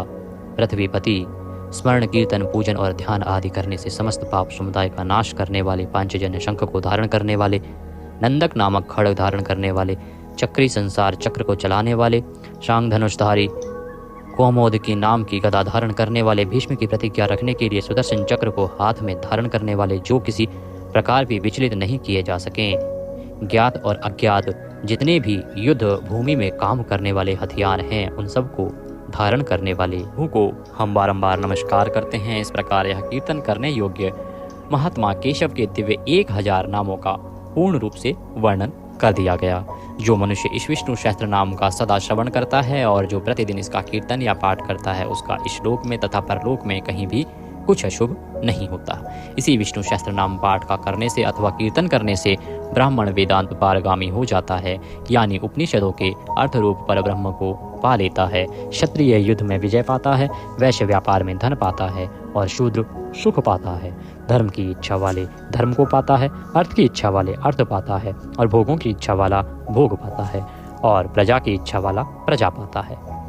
जो भक्तिमान पुरुष सदा प्रातः काल में उठकर स्नान करके पवित्र हो मन में विष्णु का ध्यान करता हुआ इस वासुदेव सहस्त्र नाम का भली प्रकार पाठ करता है वह महान यश पाता है, जाति में महत्व पाता है, अचल संपत्ति पाता है और अति उत्तम कल्याण पाता है तथा उसको कभी भय नहीं होता। वह वीर्य और तेज को पाता है तथा आरोग्यवान, कांतिमान, बलवान, रूपवान और सर्वगुण संपन्न हो जाता है। रोगातुर पुरुष रोग से छूट जाता है, बंधन में पड़ा हुआ पुरुष बंधन से छूट जाता है, भयभीत भय से छूट जाता है और आपत्ति में पड़ा हुआ आपत्ति से छूट जाता है। जो पुरुष भक्ति संपन्न होकर इस विष्णु सहस्त्र नाम से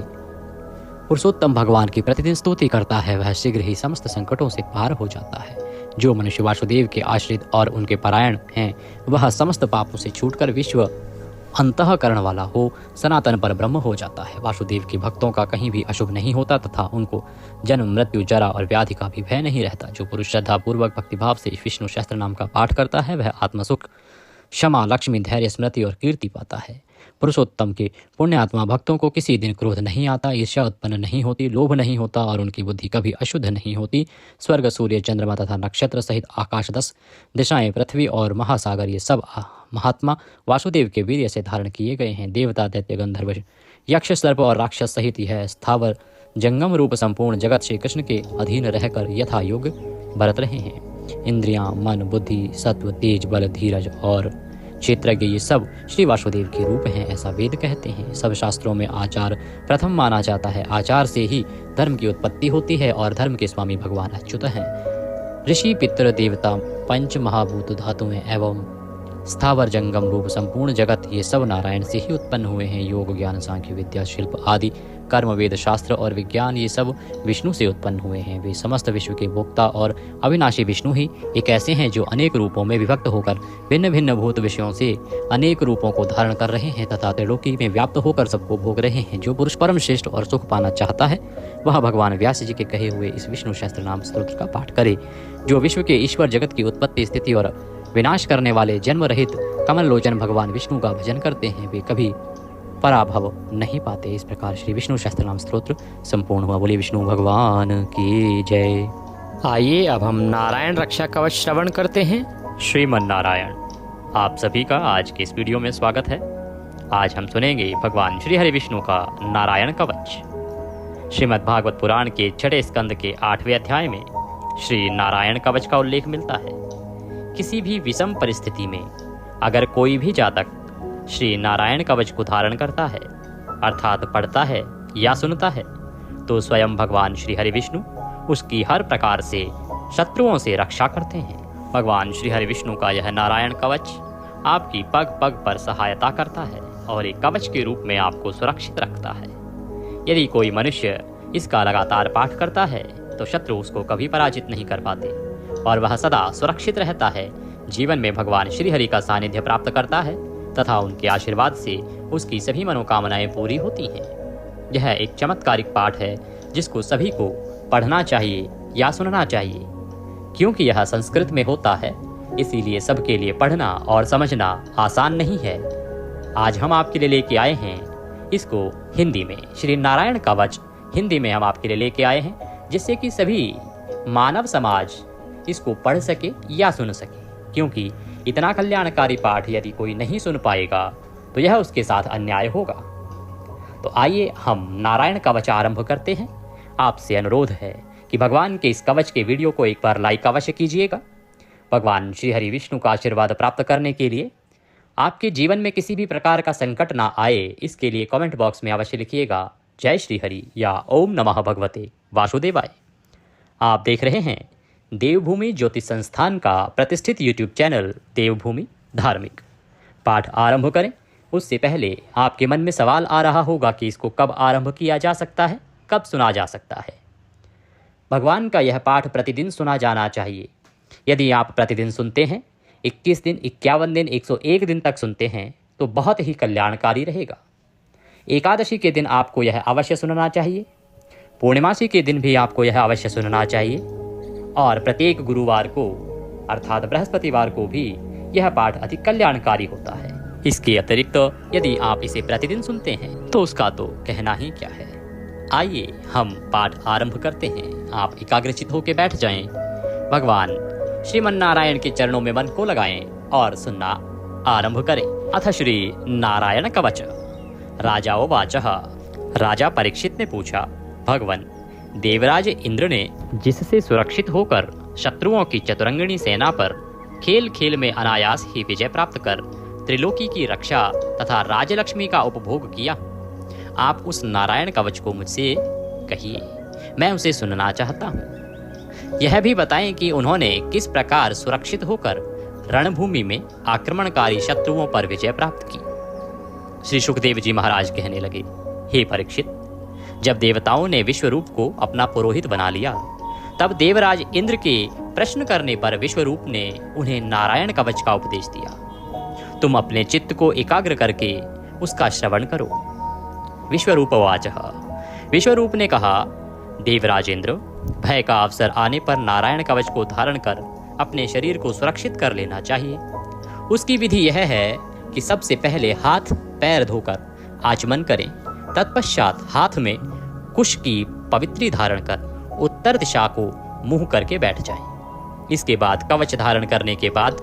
और कुछ ना बोलने का निश्चय करें और पवित्रता से ओम नमो नारायण, ओम नमो भगवते वासुदेवाय इन मंत्रों द्वारा हृदय आदि अंगन्यास तथा अंगुष्ठ आदि करन्यास करें। पहले ओम नमो नारायणाय इस अष्टाक्षर मंत्र के ओम आदि 8 अक्षरों का क्रमशः पैरों, घुटनों, जांघों, पेट, हृदय,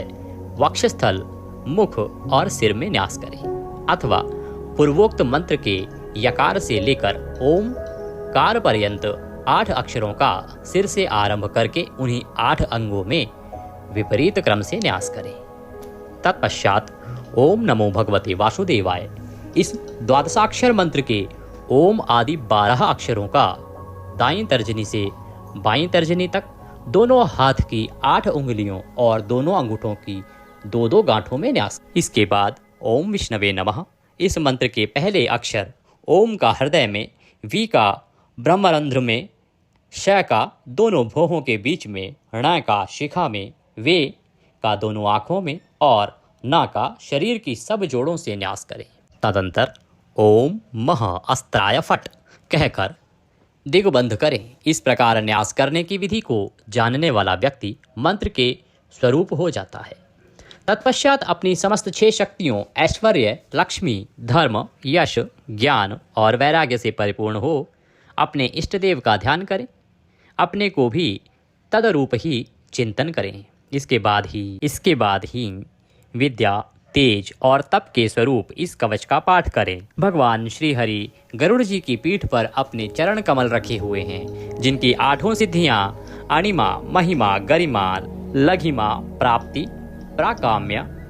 ईशित्व और वशित्व सेवा कर रही हैं, तथा जो अपने 8 हाथों में शंख, चक्र, ढाल, तलवार, गदा, बाण, धनुष और पाश धारण किए हुए हैं, वे ओमकार स्वरूप प्रभु सब प्रकार से मेरी रक्षा करें। मत्स्य मूर्ति भगवान जल के भीतर जल जंतु रूपी वरुणापाश से मेरी रक्षा करें। माया से ब्रह्मचारी का रूप धारण करने वाले वामन भगवान स्थल पर और विश्व रूप श्री त्रिविक्रम भगवान आकाश में मेरी रक्षा करें। जिनके भयंकर अट्टहास करने पर सभी दिशाएं गुंजायमान हो उठी थी और दैत्यों के गर्भवती पत्नियों के गर्भ गिर गए थे, वे दैत्यपतियों के शत्रु भगवान नरसिंह किले, वन, युद्ध स्थल आदि विषम स्थानों में मेरी रक्षा करें। अपनी दाढ़ों पर पृथ्वी को धारण करने वाले यज्ञमूर्ति वराह भगवान मार्ग में, परशुराम भगवान पर्वतों के शिखरों पर तथा श्री लक्ष्मण और भरत के बड़े भाई भगवान श्री रामचंद्र प्रवास के समय मेरी रक्षा करें। भगवान नारायण मारण, मोहन आदि भयंकर अभिचारों और सब प्रकार के प्रमादों से मेरी रक्षा करें। ऋषि श्रेष्ठ नर गर्भ से योगेश्वर भगवान दत्तात्रेय योग के विघ्नों से और त्रिगुणाधिपति भगवान कपिल कर्म बंधनों से मेरी रक्षा करें। परम ऋषि सनत कुमार कामदेव से भगवान हयग्रीव मार्ग से गुजरते समय देव मूर्तियों को नमस्कार आदि न करने के अपराध से, देवर्षि नारद देव पूजा के समय संभावित सेवा अपराधों से और भगवान कच्छप सभी तरह के नरकों से मेरी रक्षा करें। भगवान धन्वंतरी कुपथ्य अर्थात स्वास्थ्य को हानि पहुंचाने वाले आहार से जितेंद्रिय भगवान ऋषभ देव सुख दुख आदि भयानक द्वंद्वों से, यज्ञ भगवान लोकापवाद से और भगवान बलराम मनुष्यों के द्वारा दिए गए कष्टों से और श्री शेष जी क्रोधवश नामक सर्पों से गण से मेरी रक्षा करें। महर्षि वेदव्यास जी अज्ञान से तथा बुद्ध देव पाखंडियों के द्वारा फैलाए गए प्रमाद से मेरी रक्षा करें। धर्म की रक्षा हेतु महान अवतार धारण करने वाले भगवान कल की पाप बहुल कलयुग के दोषों से मेरी रक्षा करें। प्रातः काल भगवान केशव अपनी गदा से दिन के दूसरे भाग चढ़ जाने पर भगवान गोविंद अपनी बांसुरी लेकर दिन के तीसरे भाग दोपहर के पहले भगवान श्री नारायण अपनी तीक्ष्ण शक्ति लेकर तथा दिन के चौथे भाग मध्यकाल को भगवान विष्णु चक्रराज सुदर्शन से मेरी रक्षा करें। चक्रराज सुदर्शन लेकर मेरी रक्षा करें। दिन के पांचवें भाग अपराह्न काल में अपना प्रचंड धनुष लेकर भगवान मधुसूदन मेरी रक्षा करें। छठे भाग सायंकाल में ब्रह्मा आदि त्रिमूर्तिधारी माधव, रात के 6 भागों में से प्रथम भाग प्रदोष काल में ऋषिकेश, रात के दूसरे भाग अर्धरात्रि के पूर्व तथा अर्धरात्रि के समय अकेले भगवान पद्मनाभ मेरी रक्षा करें।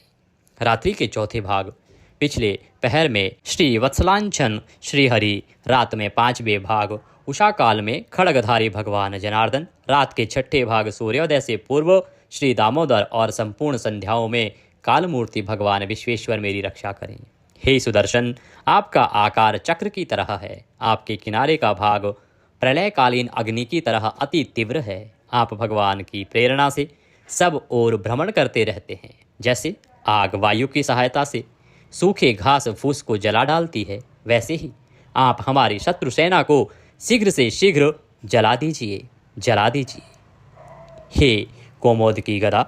आपसे छूटने वाली चिंगारियों का स्पर्श वज्र के समान असहाय है। हे भगवान अजित की प्रिय, मैं आपका सेवक हूँ, इसीलिए आप कुष्मांड विनायक यक्ष, राक्षस, भूत और प्रेत आदि ग्रहों को अभी कुचल डालिए तथा मेरे शत्रुओं को चूर को चूर कर दीजिए। हे शंख श्रेष्ठ, आप भगवान श्री कृष्ण के फूंकने मात्र से भयावह नाद करके मेरे शत्रुओं का दिल दहला दीजिए एवं यातुधान, प्रमथ, प्रेम, मातृका, पिशाच तथा ब्रह्म राक्षस आदि भयंकर प्राणियों को यहाँ से शीघ्र दूर कर दीजिए। हे भगवान की खड़ग श्रेष्ठ नंदक, आपकी धार बहुत तीक्ष्ण है। आप ईश्वर की प्रेरणा से मेरे शत्रुओं को छिन्न भिन्न कर दीजिए। भगवान की प्यारी ढाल, आप में सैकड़ों चंद्राकार मंडल हैं। आप पाप दृष्टि रखने वाले मेरे शत्रुओं के नेत्रों को बंद कर उन्हें सदा के लिए अंधा बना दीजिए। ग्रहों, धूमकेतु आदि केतुओं, दुष्ट मनुष्यों, सरीसृप जीवों, दाढ़ों वाले हिंसक पशुओं, भूत प्रेतों तथा पापी प्राणियों से हमें जो जो भय हो और जो जो हमारे शुभ के विरोधी हों, वे सभी भगवान के नाम, रूप तथा आयुधों का कीर्तन करने से तत्काल नष्ट हो जाएं। बृहद, रथंतर आदि सामवेद के स्तोत्रों से जिनकी स्तुति की जाती है, वे वेद मूर्ति भगवान गरुड़ और विश्वक्सेन जी अपने नाम के उच्चारण मात्र के प्रभाव से हमें सब प्रकार की विपत्तियों से रक्षा करें। श्री हरि के नाम, रूप,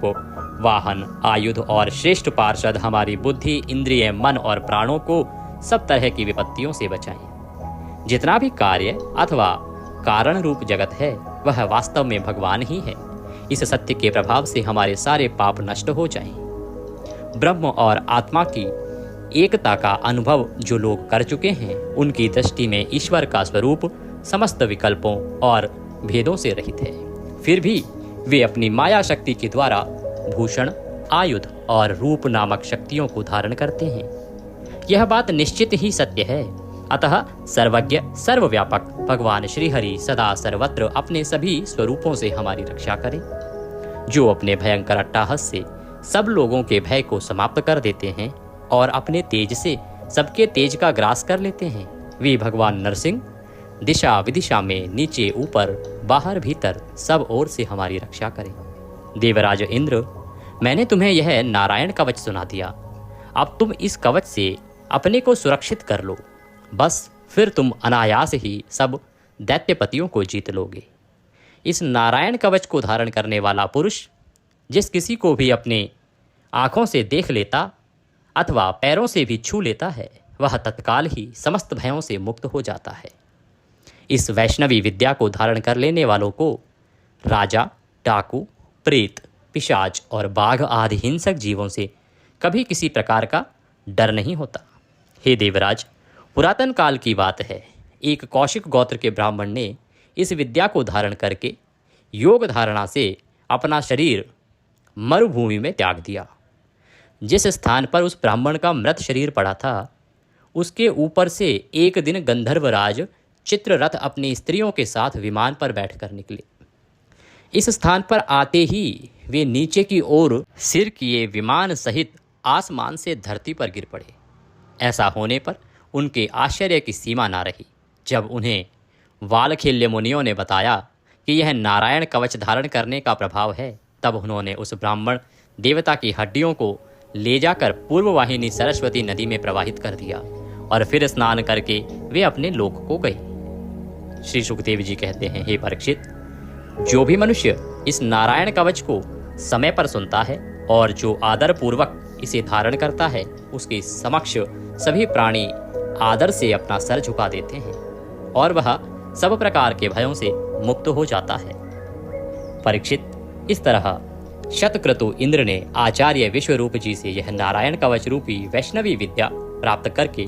रणभूमि में असुरों को जीत लिया और वे त्रैलोक्य लक्ष्मी का उपभोग करने लगे। इति नारायण कवचः संपूर्णः। इसी के साथ श्री नारायण कवच यहाँ समाप्त होता है। बोलिए श्री नारायण भगवान की जय। अथ श्रीमद्भागवत गीता सप्तमो अध्याय प्रारंभ। बोलिए वासुदेव कृष्ण भगवान की जय। श्री भगवान उवाचः। श्री भगवान बोले, हे पार्थ, अनन्य प्रेम से मुझ में आसक्त चित्त तथा अनन्य भाव से मेरे परायण होकर योग में लगा हुआ तू जिस प्रकार से संपूर्ण विभूति,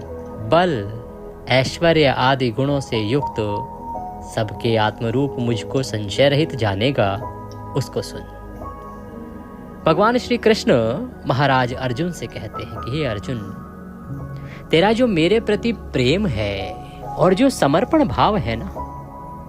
यह अतुलनीय है। और आज मैं जो तुझे बताने जा रहा हूं, उसके बाद तू मुझे निश्चय ही संशय रहित होके मेरा सही रूप जान पाएगा। हे अर्जुन, मैं तेरे लिए इस विज्ञान सहित तत्व ज्ञान को संपूर्णतया कहूंगा, जिसको जानकर संसार में फिर और कुछ भी जानने योग्य शेष नहीं रह जाता। कि हे प्रिय अर्जुन, मैं जो तुझे आज बताने जा रहा हूं, वह ऐसा तत्व ज्ञान है जिसको तूने आज अगर ग्रहण कर लिया तो इस संसार में उसके बाद कुछ भी ग्रहण करने के लिए शेष ही नहीं रह जाएगा। भगवान कहते हैं कि हे अर्जुन, हजारों मनुष्यों में कोई एक मेरी प्राप्ति के लिए यत्न करता है और उन यत्न करने वाले योगियों में भी कोई एक मेरे परायण होकर मुझको तत्व से अर्थात यथार्थ रूप से जानता है। पृथ्वी, जल, अग्नि, वायु, आकाश, मन, बुद्धि और अहंकार, इस प्रकार यह 8 प्रकार से विभाजित मेरी प्रकृति है।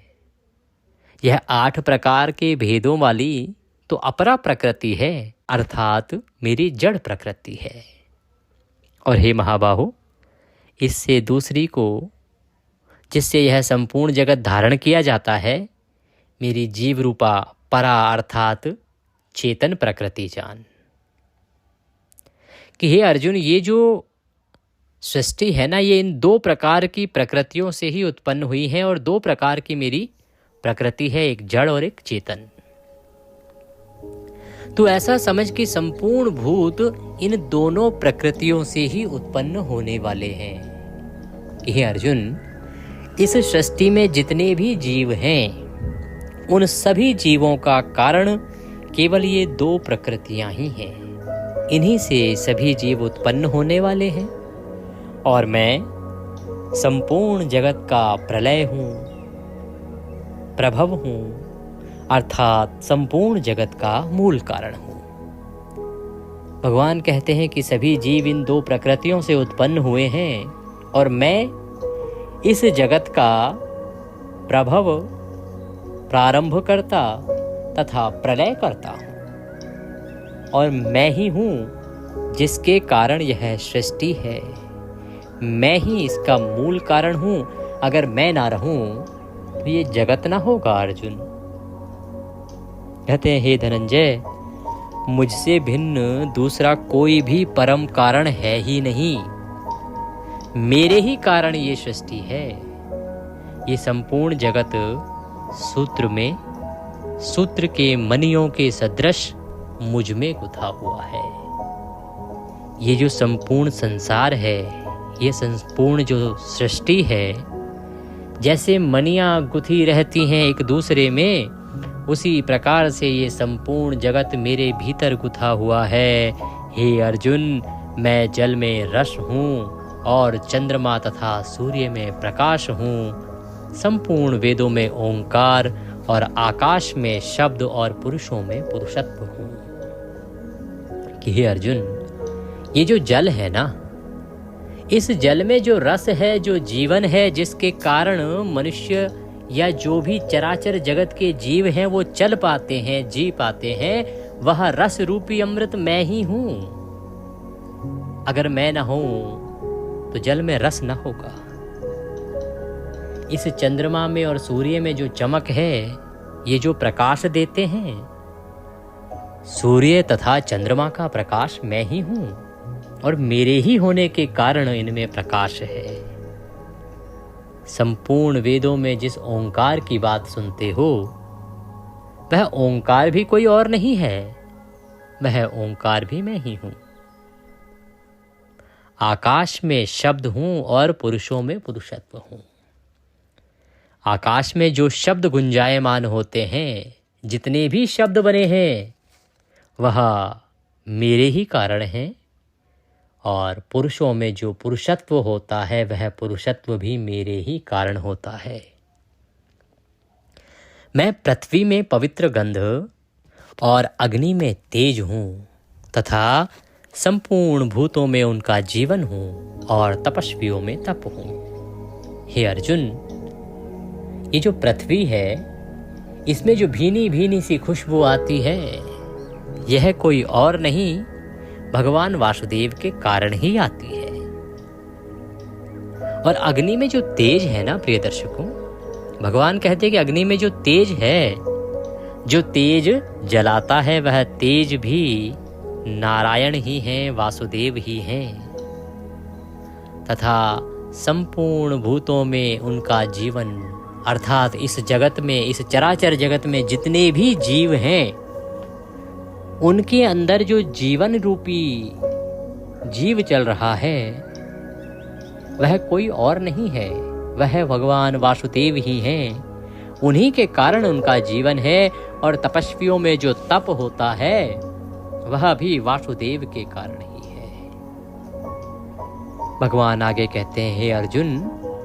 तू संपूर्ण भूतों का सनातन बीज मुझको ही जान,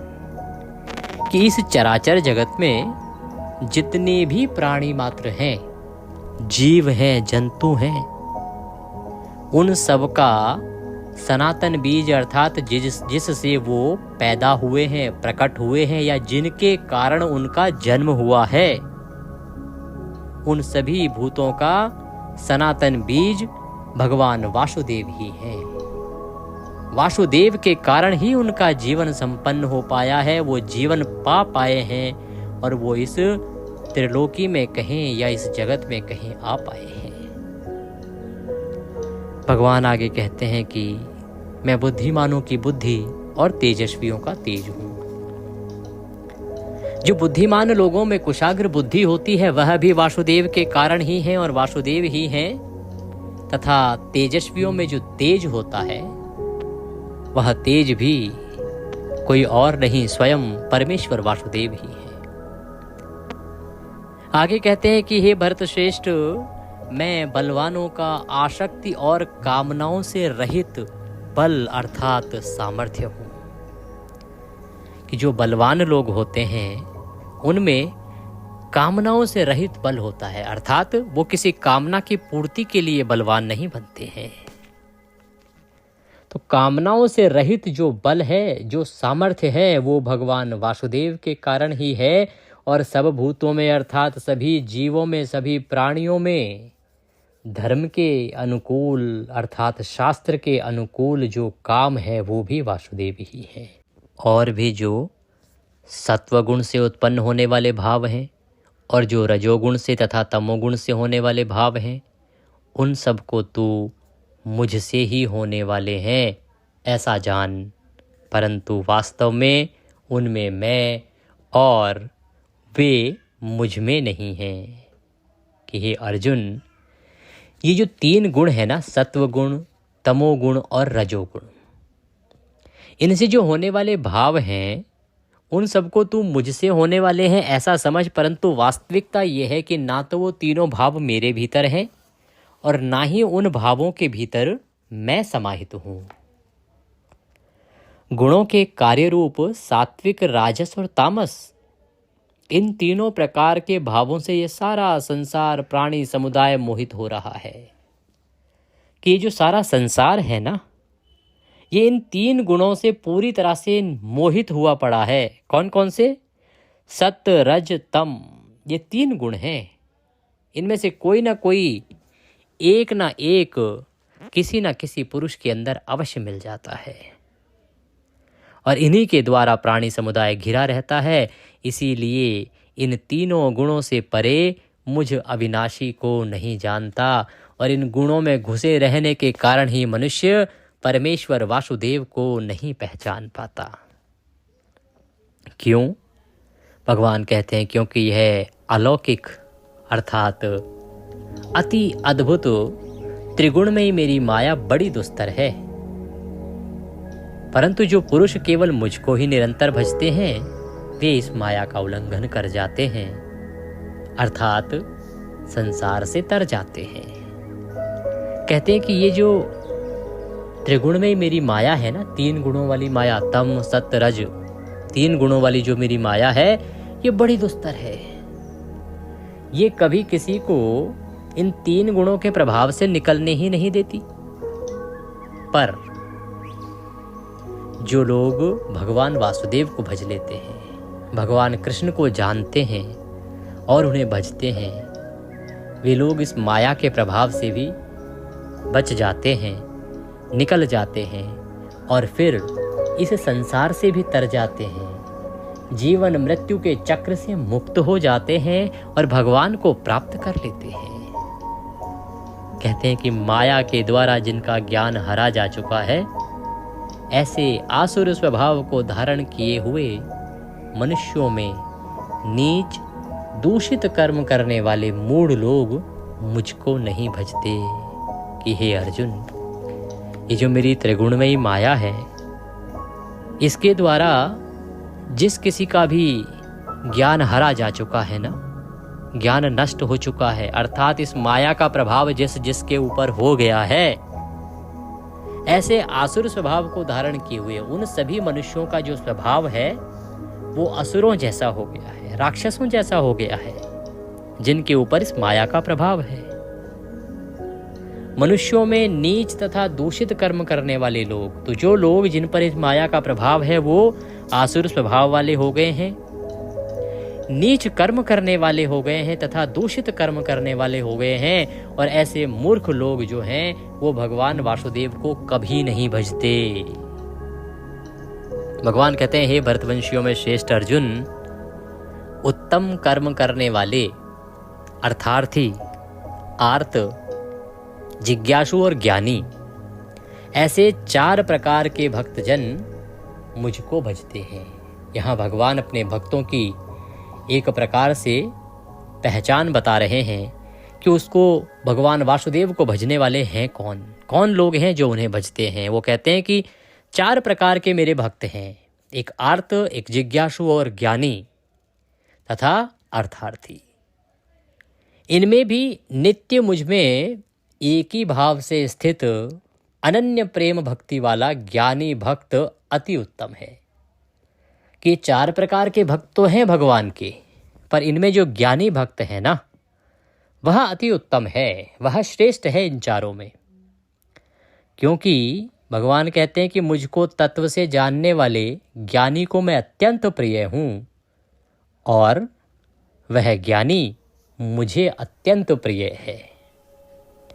ये सभी उदार हैं, परंतु ज्ञानी तो साक्षात मेरा स्वरूप ही है। भगवान कहते हैं कि जो जितने भी मेरे भक्त हैं ये सभी उदार हैं, पर जो ज्ञानी भक्त है ना, वो तो साक्षात मेरा स्वरूप ही समझो, ऐसा मेरा मत है। क्योंकि वह मदगत मन बुद्धि वाला ज्ञानी भक्त अति उत्तम गति स्वरूप मुझ में ही अच्छी प्रकार से स्थित रहता है। कहते हैं कि बहुत जन्मों के अंत के जन्म में तत्व ज्ञान को प्राप्त पुरुष सब कुछ वासुदेव ही हैं, इस प्रकार मुझको भजता है, वह महात्मा अत्यंत दुर्लभ है। कि जो जीव होता है उसके अनेकों जन्म होते हैं और उन अनेकों जन्मों को व्यतीत करने के बाद जब जीव अपने अंत के जन्म में आता है और तब तक भी वो जान पाए कि सब कुछ करता धरता वासुदेव ही हैं, ऐसे जीव ना के बराबर हैं, अर्थात बड़े मुश्किल से मिलते हैं, बड़े ही दुर्लभ हैं। अर्थात जीवात्मा पहचान ही नहीं पाती इतने जन्मों में भी कि सब कुछ करता धरता वासुदेव ही हैं, इसीलिए उनका कल्याण नहीं होता। भगवान कहते हैं उन भोगों की कामना द्वारा जिनका ज्ञान हरा जा चुका है, वे लोग अपने स्वभाव से प्रेरित होकर उस नियम को धारण करके अन्य देवताओं को भजते हैं, अर्थात पूजते हैं। कि ये जो मनुष्य है ना, ये मनुष्य अनेकों कामनाओं में घिरा रहता है और कामनाओं में ही घिरे रहने के कारण इनका ज्ञान जो है वो हरा जा चुका है, इनका ज्ञान नष्ट हो गया है और कामनाओं से प्रेरित होकर ही ये उस नियम को धारण करते हैं, अर्थात जिससे इनको लगता है इनकी कामना की पूर्ति हो सकती है। भगवान कहते हैं कि जो मनुष्य है ये यदि भक्ति भी करता है ना, तो सकाम भक्ति करता है, निष्काम नहीं। भक्ति 2 प्रकार की होती है प्रिय भक्तों, एक सकाम भक्ति, एक निष्काम भक्ति। सकाम भक्ति वो हो गई जो हम किसी उद्देश्य की पूर्ति के लिए करते हैं कि प्रभु ये उद्देश्य है, ये परेशानी है, इसको दूर कर दो, हम आपकी ये भक्ति कर रहे हैं, वह होती है सकाम भक्ति। और दूसरा, बिना किसी फल की इच्छा के आप भगवान को भजते जाओ, उसको कहते हैं निष्काम भक्ति। तो भगवान कहते हैं कि ये जो मनुष्य है ये कामनाओं में लगा रहता है, ये सकाम भक्ति में लगा रहता है। जो सकाम भक्त जिस देवता के स्वरूप को श्रद्धा से पूजना चाहता है, उस भक्त की श्रद्धा को मैं उसी देवता के प्रति स्थिर कर देता हूँ। कहते हैं कि जो भक्त सकाम भक्ति करते हैं और जिस स्वरूप को पूजते हैं, उनको लगता है कि ये स्वरूप मेरी इस इच्छा को पूरा करेगा, ये देवता मेरी इस इच्छा को पूरा करेगा, ये देवता इस इच्छा को पूरा करेगा, और इसीलिए वो उन देवताओं को पूजते रहते हैं। तो जो भी सकाम भक्त जिस देवता को पूजना चाहता है, उस भक्त की श्रद्धा को मैं उसी देवता के प्रति स्थिर कर देता हूँ कि भगवान जो है कुछ ऐसा करते हैं जिससे कि उस मनुष्य की जो श्रद्धा है उन्हीं देवता में और अधिक स्थिर हो जाती है। वो कैसे करते हैं? कहते कि वह पुरुष उस श्रद्धा से युक्त होकर उस देवता का पूजन करता है कि भाई उसकी श्रद्धा है, आपकी किसी देवता में श्रद्धा है कि ये देवता की मैं पूजन कर रहा हूँ और ये इस इच्छा को पूरा करेंगे, ऐसा विश्वास है। तो तो भगवान कहते हैं कि उस देवता से मेरे द्वारा ही विधान किए हुए उन इच्छित भोगों को वह निसंदेह प्राप्त करता है। तो भगवान क्या करते हैं कि जो उनके द्वारा ही विधान किया हुआ फल है उसको उस देवता के माध्यम से आपको दिलवाते हैं। वास्तव में वो फल दिया जाना वासुदेव जी के द्वारा ही है, भगवान कृष्ण के द्वारा ही है, परंतु वो स्वयं सामने ना आके उस देवता के द्वारा उस फल को आपको प्रदान करा देते हैं। आपको लगता है इस देवता ने मेरी इच्छा पूरी की है, आपकी भक्ति उसमें और दृढ़ हो जाती है। इस प्रकार से भगवान आपकी भक्ति को उसी देवता में और अधिक दृढ़ करते चले जाते हैं। वो कहते हैं कि वो पुरुष उस श्रद्धा से युक्त होकर उस देवता का पूजन करता है और उस देवता से मेरे द्वारा ही विधान किए हुए इच्छित भोगों को भोगता है, कि वो उसी देवता को भजता रहता है और जो मेरे द्वारा विधान किए हुए भोग हैं उनको वो भोगता रहता है। अब उसे ज्ञात ही नहीं होता कि ये भगवान वासुदेव के द्वारा दिया जा रहा है। आगे कहते हैं कि परंतु उन अल्प बुद्धि वालों का जो फल है वो नाशवान है। वो छोटी बुद्धि वाले लोग समझ ही नहीं पाते कि वो जिस फल की इच्छा कर रहे हैं वो तो एक ना एक दिन समाप्त हो जाएगा। वो फल कभी सदा सदा के लिए नहीं रहेगा, वो नष्ट हो जाने वाला है। कहते हैं कि जो मेरे भक्त हैं वो चाहे जैसे ही भजें वो मुझे भजते हैं और अंत काल में मुझे ही प्राप्त हो जाते हैं। बुद्धिहीन पुरुष मेरे अनुत्तम अविनाशी परम भाव को न जानते हुए मन इंद्रियों से परे मुझे सच्चिदानंदन घन परमात्मा को मनुष्य की भांति जन्म कर व्यक्ति भाव को प्राप्त हुआ मानते हैं। कहते हैं कि जो बुद्धिहीन है ना, ऐसे मनुष्य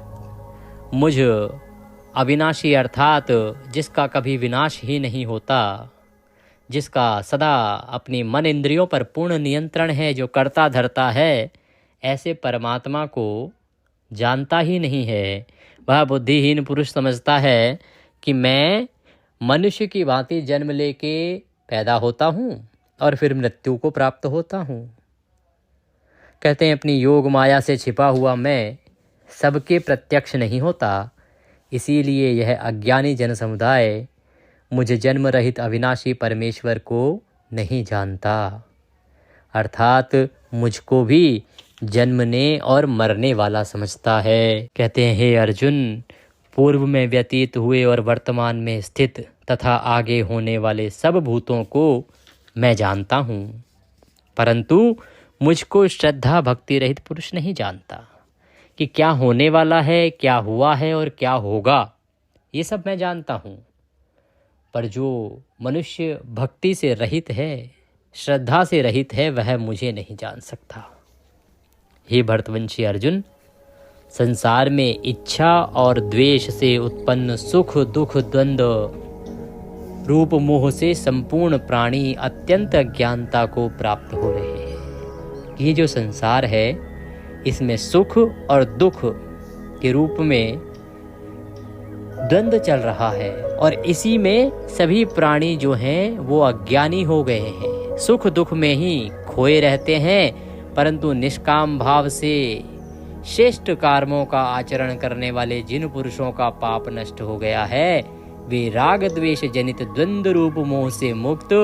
दृढ़ निश्चयी भक्त मुझको सब प्रकार से भजते हैं। कहते हैं कि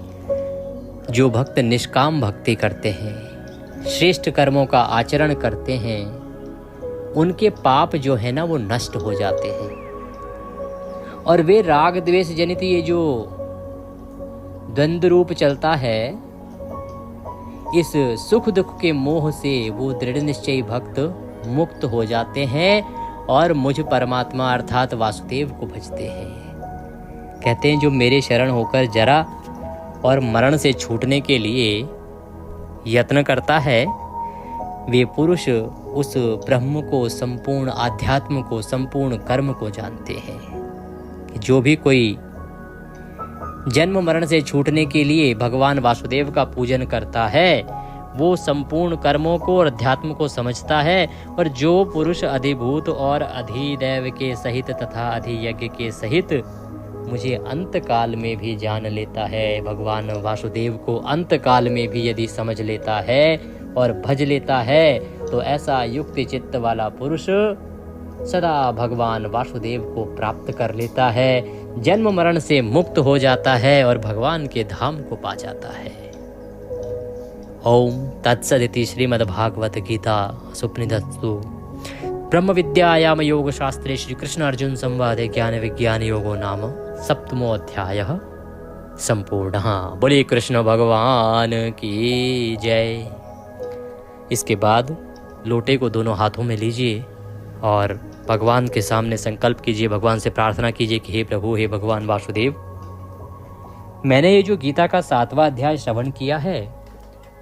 इससे जो भी पुण्य प्राप्त होता है वह संपूर्ण पुण्य मैं अपने अमुख पितरों को अर्पित करता हूँ। यहाँ आप अपने पितरों का नाम ले सकते हैं, उनके साथ जो संबंध हैं उनको बोल सकते हैं कि मैं ये जो पुण्य है ये इन पितरों को अर्पित कर रहा हूँ, ये इन्हें प्राप्त हो और ये इससे तृप्त हो। उसके बाद आप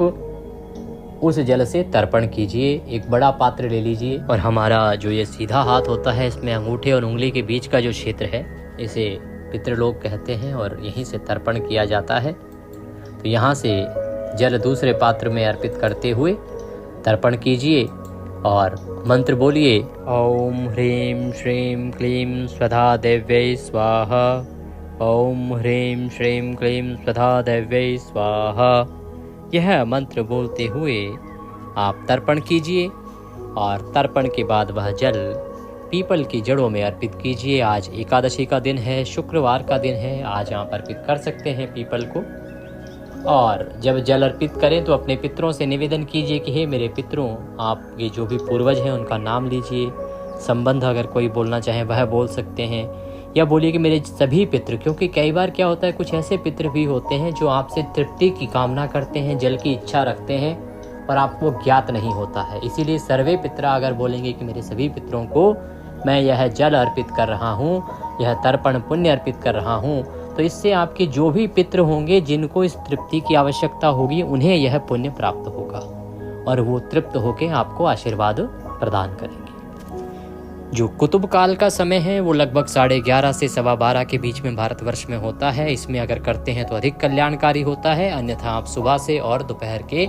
2:30-3 बजे तक कर सकते हैं। के साथ संभव है तो ब्राह्मण को भोजन कराइए, दान दक्षिणा आदि देके विदा कीजिए। आज जो भी आप ब्राह्मण के निमित्त देते हैं उसका पुण्य फल बहुत अधिक होता है। यदि आप पाठ के निमित्त कोई भी दक्षिणा आदि हमें भेजना चाहते हैं तो आपकी स्क्रीन पर नंबर आ रहा है, उस पर भेज सकते हैं,